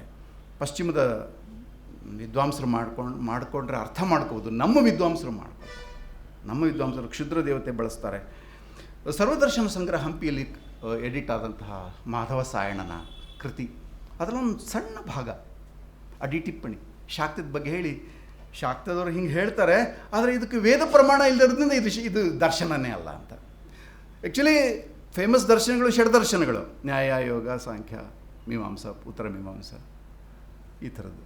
ಅವನು 15-16 ದರ್ಶನಗಳನ್ನು ಕಲೆಕ್ಟ್ ಮಾಡಿದ್ದಾನೆ. ಆದರೆ ಪಾಪ ಶಾಕ್ತಕ್ಕೆ ಜಾಗನೇ ಕೊಟ್ಟಿಲ್ಲ. ಇದು ತೋರಿಸೋದು ಏನು ತೋರಿಸ್ತದೆ? ಇದು ಹೆಣ್ಣಿನ ಶಕ್ತಿಯನ್ನು, ಕ್ರಿಯೇಟಿವಿಟಿಯನ್ನು, ಅವಳ ಚಲನಶೀಲತೆಯನ್ನು ಬಣ್ಣಿಸುವ ಫಿಲಾಸಫಿಗೆ ಜಾಗನೇ ಇದ್ದಂಗೆ ಮಾಡಾಕ್ಬಿಟ್ಟಿದ್ದೀವಿ. ಇದು ನಮ್ಮ ಸಮಾಜದ ಒಂದು ಪ್ರತಿಬಿಂಬ ಅಂತ ಅನಿಸ್ತದೆ. ನನಗೆ ಇನ್ನೊಂದು ಭಾಳ ದೊಡ್ಡ ವೈರುಧ್ಯ ಅನಿಸೋದು, ಇದನ್ನು ತಮ್ಮ ಮುಂದೆ ಒಂದು ಪ್ರಶ್ನೆಯಾಗಿ ಇಡ್ತಿದ್ದೇನೆ. ಯಾವ ದೇಶದಲ್ಲಿ ಹೆಣ್ಣನ್ನು ಆರಾಧನೆ ಮಾಡ್ತಾರೋ ಅಲ್ಲಿ ಸಮಾನತೆ ಕೊಡಲ್ವಾ ಅಂತ ಒಂದು ಪ್ರಶ್ನೆ. ಯತ್ರ ನಾರ್ಯ ಪೂಜ್ಯಂತ ಏನು ತತ್ರ ದೇವತೆ ರಮಂತಹ. ಚೆನ್ನಾಗಿದೆ ಪೂಜೆ. ಈ ಹೆಣ್ಮಕ್ಳಿಗೆ ಕೇಳೋಣ, ಪೂಜೆ ಬೇಕೋ ಸಮಾನತೆ ಬೇಕು ಅಂತ. ಯಾವುದು? ಸೊ ನನಗನ್ಸದೆ ಇನ್ಕ್ಲೂಡಿಂಗ್ ಎಲ್ಲ ಧರ್ಮದ ಸಮಾಜಗಳು, ನಾನು ಒಂದು ಸಮಾಜದ ಬಗ್ಗೆ ಹೇಳ್ತಿಲ್ಲ, ಎಲ್ಲ ಧರ್ಮದ ಸಮಾಜಗಳಲ್ಲಿ ಹೆಣ್ಣಿಗೆ ಆರಾಧನೆ ಮಾಡೋದು ಕೆಲವೊಮ್ಮೆ ಇಲ್ಲಿ ಶಕ್ತಿ ಇದೆ, ಇದರಿಂದ ನಾನು ಪಡ್ಕೋಬೇಕು ಅಂತ. ನಾನು ಮುಂದೆ ಕನ್ನಡದ ನಾವೆಲ್ಸ್ ಬಗ್ಗೆ ಮಾತಾಡಲಿದ್ದೇನೆ. ಕನ್ನಡದ ಒಂದು 25-30 ನಾವೆಲ್ಸ್ ಬಗ್ಗೆ ಸಾಧ್ಯವಾದರೆ ಮಾತಾಡ್ತೇನೆ, ಸಮಯ ಉಳಿದ್ರೆ, ಅಥವಾ ಚರ್ಚೆಯಲ್ಲಿ ಮಾತಾಡ್ತೇನೆ. ಹೆಣ್ಣನ್ನು ಹೆಸರುಳ್ಳ ಎಲ್ಲ ಕಾದಂಬರಿಗಳು ನನ್ನ ಪ್ರಕಾರ ಶಾಕ್ತ ಕಾದಂಬರಿಗಳು. ಈ ಊರಿನಲ್ಲೇ ಹುಟ್ಟಿದ ಗಂಗವ್ವ ಗಂಗಮ್ಮಾಯಿ ಒಳಗೊಂಡು ಇರಲಿ. ಇದು ಈ ವೈರುಧ್ಯ ಇಲ್ಲ, ಈ ಕಾಂಟ್ರಡಿಕ್ಷನ್ಸ್ ಇದೆಯಲ್ಲ, ಇದು ನನಗೆ ಬಹಳ ಕಷ್ಟ ಕೊಡ್ತದೆ. ಅಂದರೆ ಆರಾಧನೆ ನೋಡಿ, ಕರ್ನಾಟಕದ ಏಕೀಕರಣ ಚಳುವಳಿಗೆ ದೇವಿ ಬೇಕಾಯಿತು, ಭಾರತದ ಚಳುವಳಿಗಳಿಗೆ ದೇವಿ ಬೇಕಾಯಿತು, ಒಂದೇ ಮಾತರಂ ದೇವಿ. ಆದರೆ ನಾವು ಕಟ್ಟುವ ರಾಷ್ಟ್ರದ ಕಲ್ಪನೆ ಏನು? What is the idea of India, idea of country? Muscular ಆದ ಗಂಡು ಮಾತ್ರ ಈ ದೇಶ ಕಟ್ಟಬಲ್ಲ ಕಲ್ಪನೆ ನಮ್ಮ ತಲೆಯಲ್ಲಿದೆ. ಕುವೆಂಪು ಆಗಲಿ, ವಿವೇಕಾನಂದ ಆಗಲಿ ಯುವಕರಿಗೆ ಕರೆ ಕೊಟ್ಟದ್ದು ಏಳಿ ಎದ್ದೇಳಿ ಅಂತ. ಕುವೆಂಪು ಆಶ್ಚರ್ಯ ಆಗೋದು. ಇಡೀ ಕುವೆಂಪು ಭಾಷಣಗಳು ಅಡ್ರೆಸ್ ಆಗಿರೋದು ಯುವಕರಿಗೆ. ಹಾಗಿದ್ರೆ ಮಹಿಳೆಯರಿಗೆ ಪಾತ್ರವಿಲ್ಲವೇ? ಕಾಳಿಯ ಬಗ್ಗೆ ಅಣ್ಣನ ನೆನಪಲ್ಲಿ ಬರೀತಾರೆ, ಯಾದೇವಿ ಲಜ್ಜಾರೂಪೇಣ ಸಂಸ್ಥಿತ ನಮಸ್ತು, ಈ ಶ್ಲೋಕಗಳನ್ನು ಹಾಡಿಸ್ತಾ ಇದ್ರು. ಲಜ್ಜಾ ಅಂದರೆ ಯೋನಿ. ಈ ಥರದ ಶಾಕ್ತರಾಗಿದ್ದು ಅವರ ವೈಚಾರಿಕ ಬರಹಗಳಲ್ಲಿ ತರುಣರು ಮಾತ್ರ ದೇಶ ಕಟ್ಟಬಲ್ಲ ಒಂದು ಕಲ್ಪನೆ ಯಾಕೆ ಬಂತು ಅವರಿಗೆ? ಆದರೆ ಇದನ್ನು ಅರ್ಧ ಸತ್ಯ, ಇನ್ನೊಂದು ಸತ್ಯ ಏನಂದರೆ ತಮ್ಮ ಕಾದಂಬರಿಗಳಲ್ಲಿ ಅವರ ಎರಡೂ ಕಾದಂಬರಿಗಳು ಶಾಕ್ತ ಕಾದಂಬರಿಗಳು. ಯಾಕಂದರೆ ಮಲೆಗಳಲ್ಲಿ ಮದುಮಗಳು, ಕಾನೂರು ಹೆಗ್ಗಡೆ, ಹೆಣ್ಣೆ ಅಂದರೆ ವಿಚಾರದಲ್ಲಿ ಹೆಣ್ಣಿಲ್ಲದ ಒಂದು ನಿರ್ಮಾಣದ ಕಲ್ಪನೆ ಇದೆ. ವಾಸ್ತವದ ಬದುಕನ್ನು ಕಾದಂಬರಿ ತಗೊಂಡ ತಕ್ಷಣ ಅಲ್ಲಿ ಹೆಣ್ಣೆ ಪ್ರಧಾನವಾಗಿದೆ. ಯಾಕೆಂದರೆ ರಿಯಾಲಿಟಿ ಅದು. ಕನ್ನಡದ ಕಾದಂಬರಿಗಳು ರೈಟ್ ಫ್ರಮ್ ಇಂದಿರಾಬಾಯಿ 1899 ಇಲ್ಲಿವರೆಗೆ ಅವು ಮಹಾ ಫೆಮಿನಿಸ್ಟ್, ಯಾರು ಬರೆದ್ರೂ ಅದು ಫೆಮಿನಿಸ್ಟೇ ಆಗಬೇಕು, ಶಾಕ್ತಾನೇ ಆಗಬೇಕದು. ಯಾಕಂದರೆ ನಮ್ಮ ಕುಟುಂಬಗಳೆಲ್ಲ ಯಾರು ಸಂಭಾಳಿಸ್ತಿರೋರಿಗೆ, ಇಲ್ಲಿ ಬಂದಿದ್ದೀವಲ್ಲ ನಾವೆಲ್ಲ, ಅಲ್ಲಿ ಮನೇಲಿ ಏನು ಮಾಡ್ತಿದ್ದಾರೆ ಅವರು? ಮಗುವಿನ ಕಕ್ಕ ತೊಳಿತಿದ್ದಾರೆ, ಕಸ ಗುಡಿಸ್ತಿದ್ದಾರೆ, ಯಾರು ಕುಟುಂಬ ನಡೆಸ್ತಾ ಇರೋರು? ಅದರಿಂದ ಕುಟುಂಬ ನೀವು ಬದುಕು ತಗೊಂಬಂದು ಕೂಡಲೇ ಕಾದಂಬರಿಗೆ ಮತ್ತು ಕಥೆನಲ್ಲಿ ಒಡಲಾಳ ಆಯಿತು, ಕುಸುಂಬಾಲೆ ಆಯಿತು. ಅರೆ, ನನ್ನ ತಿಳುವಳಿಕೆಯಲ್ಲಿ ಪ್ರೇಮಕ್ಕಾಗಿ ಜಾತಿ, ಮತ, ದೇಶ, ಭಾಷೆಗಳೆಲ್ಲವನ್ನು ಮೀರುವ ಸಿಂಹೋಲ್ಲಂಘನ ಶಕ್ತಿಯನ್ನು ಜಗತ್ತಲ್ಲಿ ಅತ್ಯಂತ ಹೆಚ್ಚು ಪ್ರಕಟ ಮಾಡೋದು ಹೆಣ್ಣೆ. ಅದರ ಭಾಗವಾಗಿ ಭಗವತಿಯರಾಗಿದ್ದಾರೆ ಅವರು, ಅದು ಬೇರೆ ಪ್ರಶ್ನೆ. ಸೊ ಸ್ತ್ರೀ ಆರಾಧನೆಯು ಹೆಂಡತಿಯನ್ನು ಸಂಗಾತಿತನದಿಂದ ತಪ್ಪಿಸಿಕೊಳ್ಳುವ ಒಂದು ಉಪಾಯ ಇರಬಹುದೇ ನಮ್ಮ ಸಮಾಜದಲ್ಲಿ ಅಂತ ನನಗೆ ಯಾವಾಗಲೂ ಕಾಡ್ತಾ ಇದೆ. ಯಾಕಂದರೆ ನಾವು ದೇಶವನ್ನು ದೇವಿ ಹೆಸರಿನಲ್ಲಿ ಪೂಜಿಸ್ತೀವಿ, ಕನ್ನಡ ಮಾತೆ ಹೆಸರಲ್ಲಿ ಪೂಜಿಸ್ತೀವಿ. ಆದರೆ ನಾವು ಕಟ್ಟುವ ದೇಶದಲ್ಲಿ, ಕಟ್ಟುವ ರಾಜ್ಯದಲ್ಲಿ ಮಹಿಳೆಯರ ಸ್ಥಾನ ಏನು ಅನ್ನೋ ಪ್ರಶ್ನೆ ಕೇಳಿಕೊಂಡ್ರೆ, ನಾವು ಸ್ನಾಯುಧಾರಿಯಾದ ವೀರ ಪುರುಷರು ಮಾತ್ರ ರಾಷ್ಟ್ರ ನಿರ್ಮಾಣ ಮಾಡುವುದು. ಹಾಗಾದರೆ ಹೆಣ್ಣು ನೋಡಿ, ದೇವಿಯ ರೂಪದಲ್ಲಿ ಭಾರತವನ್ನು ಆರಾಧಿಸೋರು ಎಲ್ಲರೂ ವೋಕಲ್ಲಾಗಿ ಹೇಳ್ತಿದ್ದಾರೆ, ಹೆಣ್ಣು ಮನೆಗೆ ಸೀಮಿತ ಆಗಬೇಕು ಅಂತ ಹೇಳ್ತಾ ಇದ್ದಾರೆ, ಓಪನ್ ಆಗಿ ಡಿಕ್ಲೇರ್ ಮಾಡ್ತಿದ್ದಾರೆ. ಏನು ಬಚ್ಚಿಡೋಂಗಿಲ್ಲ ಅಲ್ಲಿ. Why this contradiction? ಯಾಕಿದು? ಇದು ನಾವು ಕೇಳ್ಕೊಳ್ಬೇಕಾದ ಪ್ರಶ್ನೆ. ಕುವೆಂಪುನಲ್ಲಿ ಕೂಡ ಮನೆ ಮನೆಗೆ ಸರಸ್ವತಿ ಅನ್ನೋ ಪದ್ಯದಲ್ಲಿ ಹೊಸಲಾಚೆಗೆ ನೀ ಹೋದರೆ ಮನೆ ಬೆಳಕಾರೋಗ್ತದೆ, ಹೋಗಬೇಡ ಅಂತ. ಯಾದೇವಿ ಸರ್ವಭೂತೇಷು ಮಾತೃರೂಪೇಣ ಸಂಸ್ಥಿತ. 5 ಬ್ಯೂಟಿಫುಲ್ ಆಗಿದೆ ಆ ಶ್ಲೋಕ. ಮಕ್ಕಳಿಗೆ ಹೇಳ್ತಾ ಇದ್ರು, ಅವ್ರು ಪೂಜೆ ಮಾಡ್ತಾ ಇದ್ದಿದ್ದು ಪರಮಹಂಸರು ಮತ್ತು ಶಾರದಾ ದೇವಿ ಪಟ ಮಾತ್ರ. ಸೊ ಶಾಕ್ತಕ್ಕೆ ತಾಯ್ತನದ ಒಂದು ಗುಣ ಇದೆ, ಹೇರುವ ಗುಣ, ಪ್ರಜನನ ಗುಣ, ಫಲವಂತಿಕೆ ಗುಣ. ಯಾದೇವಿ ಸರ್ವಭೂತೇಷು ಶಕ್ತಿರೂಪೇಣ ಸಂಸ್ಥಿತ, ಶಿ ಇಸ್ ಪವರ್. ಯಾದೇವಿ ಸರ್ವಭೂತೇಷು ವೃತ್ತಿರೂಪೇಣ ಭೂಷಿತ. ಪ್ರಜ್ಞೆ, ಕಾನ್ಷಿಯಸ್ನೆಸ್. ನಿರೇಂದ್ರಿಯ ಅಂತ ಒಂದು ಕಾದಂಬರಿ ಇದೆ ದೇವರಗಣ್ಣವ್ರದ್ದು. ಇಡೀ ಬದುಕನ್ನು, ಒಂದು ಯಶಸ್ವಿ ಬದುಕನ್ನು ಮಾಡೋಕ್ಕಂತ ಹೋಗಿ ಬದುಕದೇ ಇಲ್ಲ ಅವನು. ರೊಳ್ಳಿ ಅನ್ನೋನು, ಅವನಿಗೆ ರಿಟೈರ್ಡ್ ಆಗಿ ಎಲ್ಲ ಆದಮೇಲೆ ಗೊತ್ತಾಗ್ತದೆ ನಾನು ಬದುಕಲಿಲ್ಲ ಅಂತ. ಆಗ ಅವನ ಹೆಂಡತಿ ಅವನಿಗೆ ಸಮಾಧಾನ ಮಾಡ್ತಾಳೆ, ತಾಯಿ ಥರ ಬಂದು, ಈಗ ಅದು ಬದುಕು ಶುರು ಮಾಡೋಣ ಹೊಸದಾಗಿ ಅಂತ. ದಿಸ್ ಇಸ್ ಪ್ರಜ್ಞೆ. ನಾವು ಪ್ರಜ್ಞೆ ತಪ್ಪಿದಾಗ ಪ್ರಜ್ಞೆ ಕೊಡೋರು ನಮ್ಮ ಮಡದಿಯರು. ಅನೇಕ ಸಲ ಗಾಂಧೀಜಿ ಮತ್ತು ಕಸ್ತೂರ್ಬಾ ಬಗ್ಗೆ ಬರ್ತಿರೋ ಬರಹಗಳನ್ನು ನೋಡಿ ಗೊತ್ತಾಗ್ತದೆ. ರಾಷ್ಟ್ರ ನಿರ್ಮಾಣದಲ್ಲಿ ಕುಟುಂಬವನ್ನೇ ಯಾದೇವಿ ಸರ್ವಭೂತೇಷು ಬುದ್ಧಿರೂಪೇಣ ಸಂಸ್ಥಿತ. ದೇವಿಯ 5 ಶಕ್ತಿಗಳು, ಶಾಕ್ತದ 5 ಶಕ್ತಿಗಳನ್ನು ಈ ಶ್ಲೋಕ ಭಾಳ ಚೆನ್ನಾಗಿ ಹೇಳ್ತಾ ಇದೆ. ಸೊ ತಮ್ಮ ದೇವಿಯ ಆರಾಧನೆ ಇದೆ. ಯುವಕರಿಗೆ ಕರೆ ಕೊಡ್ತಾರೆ, ಆದರೆ ಕಾದಂಬರಿಗಳಲ್ಲಿ ಶಾಕ್ತ ಕಾದಂಬರಿ ಬರೆದ್ಬಿಡ್ತಾರೆ. ಹೆಣ್ಣೇ ಈ ಸಂಸಾರ ನಡೆಸ್ತಾ ಇರೋದು, ಬೇರೆ ಯಾರು ಅಲ್ಲ ಅನ್ನೋ ರೀತಿಯಲ್ಲಿ ಬರೀತಾರೆ. ಸೊ ನನ್ನ ಪ್ರಕಾರ ಮುಕ್ತಿ ಅದ್ಭುತವಾದ ಒಂದು ಶಾಕ್ತ ಕಾದಂಬರಿ ಅದು. ಹೆಣ್ಣಿನ ಸಾರ್ವಜನಿಕ ಬದುಕಿನ ಪ್ರವೇಶ ಮತ್ತು ಲೈಂಗಿಕ ಆಯ್ಕೆಯ ಹಕ್ಕು ಇತ್ಯಾದಿ ಎಲ್ಲವನ್ನು ಭಾಳ ಮೊದಲನೇ ಸಲ ಬ್ಯೂಟಿಫುಲ್ಲಾಗಿ ಘನತೆಯಿಂದ ಚಿತ್ರಿಸಿದ ಕಾದಂಬರಿ ಶಾಂತಿನಾಥ ದೇಸಾಯಿ ಅವರು. ಅವರೆಲ್ಲ ಐ ಥಿಂಕ್ ಕನ್ನಡದ ಅತ್ಯಂತ ಫೆಮಿನಿಸ್ಟ್ ನಾವೆಲಿಸ್ಟ್ ಯಾರಾದರೂ ಇದ್ದರೆ ದಟ್ ಈಸ್ ಶಾಂತಿನಾಥ ದೇಸಾಯಿ. ಒಡಲಾಳ, ಕುಸುಮಬಾಲೆ, ಬದುಕು ನಮ್ಮ ಗೀತಾದು. ಸೊ ಕನ್ನಡದ ಮಾಧವಿ ತನ್ನ ಮಗಳನ್ನು ಕುದುರೆಗಳನ್ನು ಕೊಳ್ಳೋಕೆ ಬಳಸ್ತಾ ಇರ್ತಾನೆ ಅವನು. ಯಯಾತಿ ಅಲ್ಲ, ಯಯಾತಿ ಮಹಾಭಾರತದಲ್ಲಿ ಎಷ್ಟು ಪೇನ್ಫುಲ್ಲಾಗಿ ಆ ಘಟನೆಯನ್ನು ಭಾಳ ಸಂಕ್ಷಿಪ್ತವಾಗಿ ಬಂದು ಹೋಗೋ ಒಂದು ಕಥೆ ಅದು. ಗಾವಲನ್ನು ಅಲ್ಲ, ನಾನು ಮಾಧವಿ ಬಗ್ಗೆ ಮಾತಾಡ್ತೀನಿ. ಅಂದರೆ ಒಂದು ಹೆಣ್ಣನ್ನು ಒಂದು ಏನು ವಸ್ತು ವಿನಿಮಯ ಮಾಡುವ ಒಂದು ಸಂಸ್ಕೃತಿ ಬಗ್ಗೆ ಅವರು ಬರೆದಿದ್ದಾರೆ. ಯಾಕೆ ಬರೀತಿದ್ದಾರೆ ಅನುಪಮ ನಿರಂಜನ? ಹಾಗಲ್ಲ ನೋಡಬೇಕಾದ್ದು ಹೆಣ್ಣನ್ನು ಅನ್ನೋ. ಅವಳು ಭಾಳ ಪ್ರತಿಭಟನೆ. ಅವಳು ಬರಲ್ಲ, ಮದುವೆ 3ನೇ ಸಲ ಮದುವೆ ಆಗಲ್ಲ. ಅವಳು ಕಾಡಿಗೆ ಹೋಗ್ಬಿಟ್ಟು ದೊಡ್ಡ ಸನ್ಯಾಸಿನಿ ಆಗ್ತಾಳೆ. ಮತ್ತು ಅವರ ಅಪ್ಪ ಪತನಗೊಳ್ಳುವಾಗ ಸ್ವರ್ಗದಿಂದ ಅವಳೇ ಅವನು ಬೀಳ್ದಂಗೆ ರಕ್ಷಿಸ್ತಾಳೆ. ಆ ಅದ್ಭುತವಾದ ಕಥೆ ಅದು. ಮಹಾಭಾರತದಲ್ಲಿ ಹುದುಗಿರುವ ಅದ್ಭುತವಾದ ಫೆಮಿನಿಸ್ಟ್ ಕಥೆ ಅದು. ಈ ಕಂಟ್ರಡಿಕ್ಷನ್ ಚಿದಾನಂದ ಅವಧೂತರಲ್ಲೂ ಇದೆ. ಚಿದಾನಂದ ಅವಧೂತರಲ್ಲಿ ಅವರ ಜ್ಞಾನಸಿಂಧುನಲ್ಲಿ ದೇವಿ ಮಹಾತ್ಮೆ ಬರೀತಾರೆ, ದೇವಿಯನ್ನು ಹೊಗಳ್ತಾರೆ. ಆದರೆ ಜ್ಞಾನಸಿಂಧುನಲ್ಲಿ ಯೋಗಿಗೆ ಬಹಳ ತೊಂದರೆ ಅಂದರೆ ಸಂಸಾರ, ಹೆಣ್ಣು, ಕಾಮ ನಿಗ್ರಹ. ಹೆಣ್ಣನ್ನು ಕುರಿತು ನಮ್ಮ ವಿರಕ್ತ ಅನೇಕ ವಚನಕಾರರು, ಷಣ್ಮುಖ ಸ್ವಾಮಿ ಮುಂತಾದವರೆಲ್ಲ ಹೆಣ್ಣನ್ನು ಕುರಿತು ಮಾಡಿರುವ ಭೀಭತ್ಸ ವರ್ಣನೆಗಳು, ಅವಳ ಅಂಗಾಂಗಗಳನ್ನು ಕುರಿತು ಇತ್ಯಾದಿಗಳು ಬಹಳ ಬಹಳ ಕಷ್ಟ, ಓದೋದು ಕಷ್ಟ. ಯಾಕೆ ಈ ಒಂದು ಭೀಭತ್ಸವಾದ ತಿರಸ್ಕಾರ, ರಿಪಲ್ಷನ್, ಆಳದಲ್ಲಿ ಗಂಡಾಳಿಕೆಯ ಮನೋಭಾವ ಬಿಟ್ಟು ಕೊಡೋದ ಕಾರಣಕ್ಕಾಗಿ ಅದರಿಂದಲೇ ಯತಿ ಪರಂಪರೆ ಬಗ್ಗೆ ನಾವು ಬಹಳ ಕ್ರಿಟಿಕಲ್ ಇರಬೇಕಾಗಿದೆ. ನಮ್ಮ ಯಾವ ಮಹಿಳೆಯರು ಇಂಥ ದೊಡ್ಡ ಸಾಹಿತ್ಯ ಅಂತ ಅವರು ತಗೊಳ್ಳೋತಿಲ್ಲ. ಆದರೆ ಬೇಂದ್ರೆಯಲ್ಲಿ ಈ ದ್ವಂದ್ವ ಇಲ್ಲ. ಬೇಂದ್ರೆ ರಿಯಲ್ ಶಾಕ್ತ ಯಾಕೆ ಅಂದರೆ ಅವ್ರ ಸಖಿಗೀತ ನೋಡಿ. ಸಖಿ ಅನ್ನೋದು ಸಂಗಾತಿಗೆ ಸಮನಾದ ಶಬ್ದ, ಅದು ಹೆಂಡತಿ ಅಲ್ಲ. ಅದು ನನ್ನ ಕೈಯೇ ಹಿಡಿದಾಕೆ ಪಾಣಿಗ್ರಹಣ ಮಾಡಬೇಕಾದ ಗಂಡು. ಆದರೆ ಇವಳು ಉಲ್ಟಾ, ನನ್ನ ಕೈಯೇ ಹಿಡಿದಾಕೆ ಅಳುನುಂಗಿ ನಗುವೊಮ್ಮೆ. ಅದು ಕನ್ವಿಕ್ಷನಿಂದ ಬರೆದದ್ದು, ಶ್ರದ್ಧೆಯಿಂದ ಬರೆದದ್ದು, ನಂಬಿಕೆಯಿಂದ ಬರೆದದ್ದು, ಸುಮ್ಮನೆ ಡ್ರೈ ಸ್ಟೇಟ್ಮೆಂಟ್ ಅಲ್ಲ. ಇಡೀ ಬೇಂದ್ರೆ ಕಾವ್ಯದಲ್ಲಿ ಹೆಣ್ಣು ಸೃಜನಶೀಲ, ಕ್ರಿಯಾಶೀಲ, ಬುದ್ಧಿವಂತೆ, ಗಂಡ ಅಸಹಾಯಕ. ಅವನನ್ನು ಹಿಂಗೆ ನೋಡಬೇಡ ನನ್ನ ಅಂತ ಅಸಹಾಯಕ ಅವ. ಇವಳು ಅವನು ರಿಕ್ವೆಸ್ಟ್ ಮಾಡ್ತಾನೆ, ಈ ಸಂಸಾರ ಸಾಗರದಲ್ಲಿ ಈ ಹುಟ್ಟನ್ನು ಕೈ ಬಿಡಬೇಡ, ಕಡೆಗೋಲು ಹಿಡಿಮುಟ್ಟ. ರಿಕ್ವೆಸ್ಟ್ ಮಾಡ್ತಾನೆ. ವಿನೀತ ಗಂಡ, ಧೀಮಂತ ಮಹಿಳೆ. ಅದರಿಂದ ಸುಮ್ಮನೆ ಅಂಬಿಕಾತನ ಇದತ್ತ ಅಂತ ಅಲ್ಲ ಅದು. ಕನ್ನಡದ ಯಾವ ಕವಿಯು ತಾಯಿ ಹೆಸರಿನಲ್ಲಿ ತನ್ನ ಹೆಸರು ಕಾವ್ಯನಾಮವನ್ನು ಕಟ್ಕೊಂಡೇ ಇಲ್ಲ. Essence of the Bendre literature is also Shakta. ಇನ್ನೊಂದೆರಡು ಮಾತು ಹೇಳಿ ನಾನು ಮಾತು ಮುಗಿಸ್ತೇನೆ.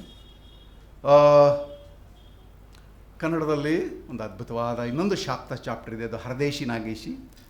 ನಾನೊಂದು 3 ಕಡೆ ಕೇಳಿದ್ದೇನೆ. Shiva important, Shakti important. This is the Shiva ಬೆಳಕು, ಹಗಲು, ಯೋಗ, ಸಿದ್ಧಿ, ಬಿಳಿ ಬಣ್ಣ, ಬೆಂಕಿ. ಈ ಕಡೆ ಕತ್ತಲು, ರಾತ್ರಿ, ಭೂಮಿ, ನೀರು. ಈ ಕಡೆ ದೇವಿ. ಈ ಕಡೆ ಇವು ಯಾಕೆ ಇಂಪಾರ್ಟೆಂಟ್ ಜೀವನದಲ್ಲಿ ಅಂತ ಎರಡೂ ತಂಡದವರು ಅದ್ಭುತ. ಭಾರತದಲ್ಲೇ ಶಿವ ಮತ್ತು ಶಕ್ತಿಯರ, ಅಂದರೆ ಪುರುಷ ಮತ್ತು ಪ್ರಕೃತಿಗಳ ಮಹತ್ವವನ್ನು ಕುರಿತು 2 ಜಂಗಿ ಕುಸ್ತಿ ಮಾಡುವ ಒಂದು ಕಾವ್ಯ ಪರಂಪರೆ, ಆಚರಣಾ ಪರಂಪರೆ ಎಲ್ಲಿದೆಯೋ ನನಗೆ ಗೊತ್ತಿಲ್ಲ. ಕರ್ನಾಟಕದಲ್ಲಂತೂ ಇದೆ, ಕರ್ನಾಟಕದಲ್ಲಿದೆ. ಅದ್ಭುತವಾಗಿದೆ ಅದು ಖಂಡಿತ.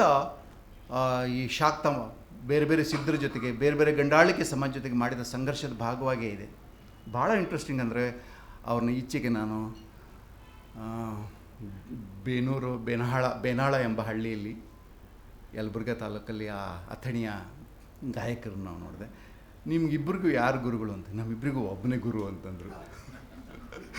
ಇವ್ರಿಗೂ ಪದ್ಯ ಬರ್ಕೊಟ್ಟಿದ್ದಾನೆ, ಅವ್ರಿಗೂ ಪದ್ಯ. ಅವನ ಹೆಸರು ಗೈಬು ಸಾಬ್ ಅಂದೇವಾಡಿ ಅಂತ, ಅಕ್ಕಲ್ಕೋಟೆಯವನು. ಅವ್ನು ನೋಡೋಕ್ಕೆ ಹೋಗಿದ್ದೆ ನಾನು. ಇಬ್ರಿಗೂ ಬರ್ಕೊಟ್ಟಾನೆ. ಅಲ್ರಿ ಅದು ಹೆಂಗ್ರಿ ಸಾಧ್ಯ? ಗಂಡು ಹೆಚ್ಚು ಹೆಣ್ಣು ಹೆಚ್ಚು ಹಾಡನ್ನು ಇಬ್ಬರು ಹೆಂಗ್ರಿ ಬರ್ಕೊಟ್ಟಾರ್ರಿ. ಕಡೆಗೆ ಈ ಹೆಚ್ಚು ಅಂತ ಜಗಳ ಮಾಡಬಾರ್ದು, ಕೂಡಿದ್ರೆ ಬದುಕು ಅಂತ ಒಂದು ಹಾಡು ಬರ್ಕೊಟ್ಟಾರ್ರಿ. ಇಬ್ಬರು ಎಲ್ಲರೂ ಸೇರಿ ಹಾಡ್ತೀವಿ. ಕೊನೆ ಮಂಗಳ ಅದೇ. ಯಾಕಂದರೆ ಪ್ರಕೃತಿ ಪುರುಷಗಳನ್ನ ಯಾಕೆ ವಿಭಜನೆ ಮಾಡಬೇಕು? ಅವು ಮುಖಾಮುಖಿ ಮಾಡಬೇಕಾಗಿಲ್ಲ. ಅದು ಮುಖಾಮುಖಿ ಮಾಡಬೇಕಾಗಿದೆ, ಸಂಘರ್ಷ ಮಾಡಬೇಕಾಗಿಲ್ಲ. ಸೊ ಪರಿಸಮಾಪ್ತಿಯಲ್ಲಿ ಅವರು ಆ ಹಾಡನ್ನು ಹಾಡ್ತಾರೆ. ಇದನ್ನು ಸಮರಸವಾದ ಅಂತ. ಬೇಂದ್ರೆ ಹಿ ವಾಸ್ ಆಲ್ಸೋ ಈ ಸಮರಸವಾದಿ. ವಿರಸವೇ ಜೀವನ, ಮರಣ, ರಸವೇ ಜೀವನ, ಸಮರಸವೇ ರಸವೇ ಜನನ, ವಿರಸವೇ ಮರಣ, ಸಮರಸವೇ. ದ ವರ್ಡ್ ಸಮರಸ, ಅದು ರಸ ಇದೆಯಲ್ಲ, ರಸೇಶ್ವರವಾದ ಅಂತಲೇ ಇದೆ. ಶಿವ ಹೇಳ್ತಾನೆ, ದೇವಿ ನಾನು ಪಾದರಸ, ನೀನು ಅಭ್ರಕ, ನಾವಿಬ್ಬರು ಸೇರಿ ಒಂದು ಹೊಸ ಶಕ್ತಿ ಬರ್ತದೆ. ಅದನ್ನು ಧಾರಣೆ ಮಾಡಿದರೆ ಇಡೀ ರಸೇಶ್ವರವಾದವು ದೇಹ ಇಂಪಾರ್ಟೆಂಟ್ ಅಂತ ಹೇಳ್ತದೆ. ದೇಹ ಆತ್ಮಗಿತ್ಮ ಅಂತ ಚರ್ಚೆ ಮಾಡಬೇಡ್ರಿ, ದೇಹ ಇಂಪಾರ್ಟೆಂಟ್. ದೇಹದಿಂದ ಕಾಯಕ, ದೇಹದಿಂದ ಕಾಮ, ದೇಹದಿಂದ ಮುಕ್ತಿ, ದೇಹವೇ ಸರ್ವಸ್ವವು. ಅದನ್ನು ದೇಹವನ್ನು ದೃಢವಾಗಿ ಇಟ್ಕೋಬೇಕು. ಅದಕ್ಕಾಗಿ ಈ ಪಾದರಸ ಭಾಳ ಇಂಪಾರ್ಟೆಂಟ್. ನಾವಿಬ್ಬರು ಕೂಡಬೇಕಾಗಿದೆ ಅಂತ, ನಾವಿಬ್ಬರು ಕೂಡಿ ಸೃಷ್ಟಿ ಮಾಡಿದರೆ ಈ ರಸ ಹುಟ್ಟುತ್ತದೆ ಅಂತ. ಅದೊಂದು ಸೃಷ್ಟಿಕ್ರಿಯೆಯಲ್ಲಿ ಉಂಟಾಗುವ ಸಂಭೋಗದ ಒಂದು ಸೂಕ್ಷ್ಮ ವರ್ಣನೆಯೂ ಇದೆ. ಇನ್ನೊಂದು ಬೇರೆ ಫಿಲಾಸಫಿ ಕೂಡ ಇದೆ. ಇಡೀ ಶಾಕ್ತದಲ್ಲಿ ಈ ದೊಡ್ಡ ದೊಡ್ಡ ಫಿಲಾಸಾಫಿಕಲ್ ಸ್ಟೇಟ್ಮೆಂಟ್ ಬರೋದೇ ಈ ಥರದ ಮೆಟಫರ್ಗಳಲ್ಲಿ, ಕತೆಗಳಲ್ಲಿ, ಈ ಥರದಲ್ಲಿ. ಬೇಂದ್ರೆ ನನ್ನ ಪ್ರಕಾರ ಒಬ್ಬ ಬಹಳ ಕಾಳಿದಾಸ, ದ ವರ್ಡ್ ಕಾಳಿ, ಅವನು ಸಮರಸವಾದಿ ಒಂಥರ. ವಾಗರ್ಥವಿವ ಸಂಪೃಕ್ತೋ ವಾಗರ್ಥ ಪತಿಪತ್ತಯೇ. ಸಂಪೃಕ್ತ ಅಂದರೆ ಗಳಿಸ್ಕೊಳ್ಳೋದು. ವಾಕ್ ಇದೆಯಲ್ಲ, ಮಾತು, ನಾನು ಆಡೋ ಮಾತಿಗೆ ಒಂದು ಶಬ್ದಕ್ಕೆ ಒಂದು ಅರ್ಥ ಇದೆ. ಅವೆರಡು ಹೆಂಗೆ ಬೇರೆ ಮಾಡ್ತೀರಿ? ಒಕ್ಕಲಾಗಿ ನಾನು ಸೌಂಡ್ ಮಾಡ್ತಿದ್ದೇನೆ, ಆ ಸೌಂಡಿಗೆ ಒಂದು ಮೀನಿಂಗ್ ಇದೆ. ಅವೆರಡು ಹೆಂಗೆ ಬೇರೆ ಮಾಡ್ತೀರಿ? ಒಂದಕ್ಕೊಂದು ಬೇರೆ ಮಾಡೋಕ್ಕೆ ಸಾಕ್ತಾ ಇಲ್ಲ. ಅದನ್ನು ಗಳಿಸ್ಕೋಬೇಕು ಅಂದರೆ ವಾಗರ್ಥ ಪ್ರತಿಪತ್ತೆ ಅಂದರೆ ಗಳಿಸ್ಕೊಳ್ಳೋದು. ಸಂಪೃಕ್ತ ಅಂದರೆ ಬ್ಲೆಂಡಿಂಗ್ ಆಗಿವೆ. ಅವು ಹೆಂಗೆ ಬ್ಲೆಂಡಿಂಗ್ ಆಗಿವೆ? ಜಗತಃ ಪಿತರೋ ಒಂದೇ ಪಾರ್ವತಿ ಪರಮೇಶ್ವರರು ಅರ್ಧನಾರೀಶ್ವರಾಗಿ ಹೇಗೆ ಬ್ಲೆಂಡ್ ಆಗಿದ್ದಾರೋ ಹಾಗೆ ಅರ್ಥ ಮತ್ತು ಶಬ್ದದಲ್ಲಿ. ಸುಮ್ಮನೆ ಹೇಳಿಲ್ಲ, ಒಬ್ಬ ಶಾಕ್ತಾ ಇದೆ. ರಘುವಂಶದಲ್ಲಿ ಬರುವ ಹಾಡು. ಅಫ್ಕೋರ್ಸ್ ನಾವು ನಿನ್ನೆ ಚರ್ಚೆ ಮಾಡ್ತಾ ಇದ್ವಿ, ಕುಂಡಲಿನಿ ಮತ್ತು ಸಹಸ್ರಾರದಲ್ಲಿ ಚಲನೆ ಆಗುವ ಈ ಚೈತನ್ಯ ಏನಿದೆ ಅವು ಅಲ್ಲಿ ಕೂಡ್ತವೆ. ಈ ಕೂಡುವಿಕೆ ಈಸ್ ಅಲ್ಟಿಮೇಟ್. ಅದು ಅಂತಿಮವಾಗಿ ಅಲ್ಲಿ ಕೂಡಬೇಕು. ಅಲ್ಲಿ ಒಂದು ಕೈವಲ್ಯ ಮುಕ್ತಿ ಅಂದರೆ ಅದು ಆ ಸಂತೋಷ, ಆನಂದ. ತಂತ್ರಪಂಥ ಕೂಡ ಕುಲ ಮತ್ತು ಅಕುಲ. ಶಿವ ಅಕುಲ, ಈಸ್ ಇನ್ಆಕ್ಟಿವ್, ಪ್ಯಾಸಿವ್. ಕುಲ ಹೆಣ್ಣು, ಅವಳು ಆ್ಯಕ್ಟಿವ್. ಅವನನ್ನು ಆ್ಯಕ್ಟಿವ್ ಮಾಡಬೇಕು. ಅವರಿಬ್ಬರ ಆ್ಯಕ್ಟಿವ್ ಮತ್ತು ಅನ್ಆ್ಯಕ್ಟಿವ್ ಸೇರಿ ಒಂದು ಸೃಷ್ಟಿ ಆಗ್ತದೆ ಅಂತ. ನನ್ನ ಕಣ್ವಿಯವ್ರು ನೆನಪು ಬರ್ತಾರೆ. ನೆಲಮುಗಿಲು, ನಮ್ಮ ಇಬ್ಬರೂ ಕವಿಗಳು ಮುಗಿಲುಗಳನ್ನು ಶ್ರಾವಣ ಪದ್ಯದಲ್ಲಿ ಮಳೆ ಹೊಯ್ತಾ ಇದೆ ಮತ್ತು ಹೊಳೆ ಹರಿತಾ ಇದೆ ಶ್ರಾವಣದಲ್ಲಿ, ಮತ್ತು ಏನು ಮರ್ತೋಗ್ತಾ ಇದೆ. ಅದರಾಗ ಭೂಮಿ ಮಗ್ನ. ಮಳೆ ಬೀಳ್ತಾ ಇದೆ, ಹೊಳೆ ಹರಿತಾ ಇದೆ, ಅದರಾಗ ಭೂಮಿ ಮಗ್ನ. ಅದೊಂದು ಲಗ್ನ ಆಗಿದೆ. ಅದೊಂದು ಲಗ್ನವಾಗಿದೆ. ಆ ಇಡೀ ಶ್ರಾವಣ ಪದ್ಯದಲ್ಲಿ ಒಂದು ಮದುಮಕ್ಕಳ ಚಿತ್ರ ಇದೆ. ಗುಡ್ಡ ಗುಡ್ಡ ಸ್ಥಾವರಲಿಂಗ ಅವಕ ಅಭ್ಯಂಗ ಎರಿತಾವನ್ನೋ ಹಂಗ ಕೂಡ್ಯಾವ ಮೋಡ ನೋಡ. ಮೋಡ ಕೆಳಗೆ ಬರಲೇಬೇಕು. ಅದಕ್ಕೆ ಫಲವಂತಿಕೆ ಸಿಕ್ಕೋದು ಭೂಮಿಗೆ ಬಂದ ಮೇಲೆ. ಭೂಮಿ ತನಗೆ ತಾನೇ ಏನೂ ಮಾಡೋಕ್ಕಾಗಲ್ಲ. ಕ್ಷೇತ್ರ ಮತ್ತು ಬೀಜದ ಒಂದು ಕಲ್ಪನೆ. ಕಡೆಗೆ ಈ ಶಾಕ್ತದಲ್ಲಿ ಈ ಸಾಮರಸ್ಯದ ನೆಲೆಯನ್ನು ಕೂಡ ಅನೇಕರು ತಲುಪ್ತಾರೆ.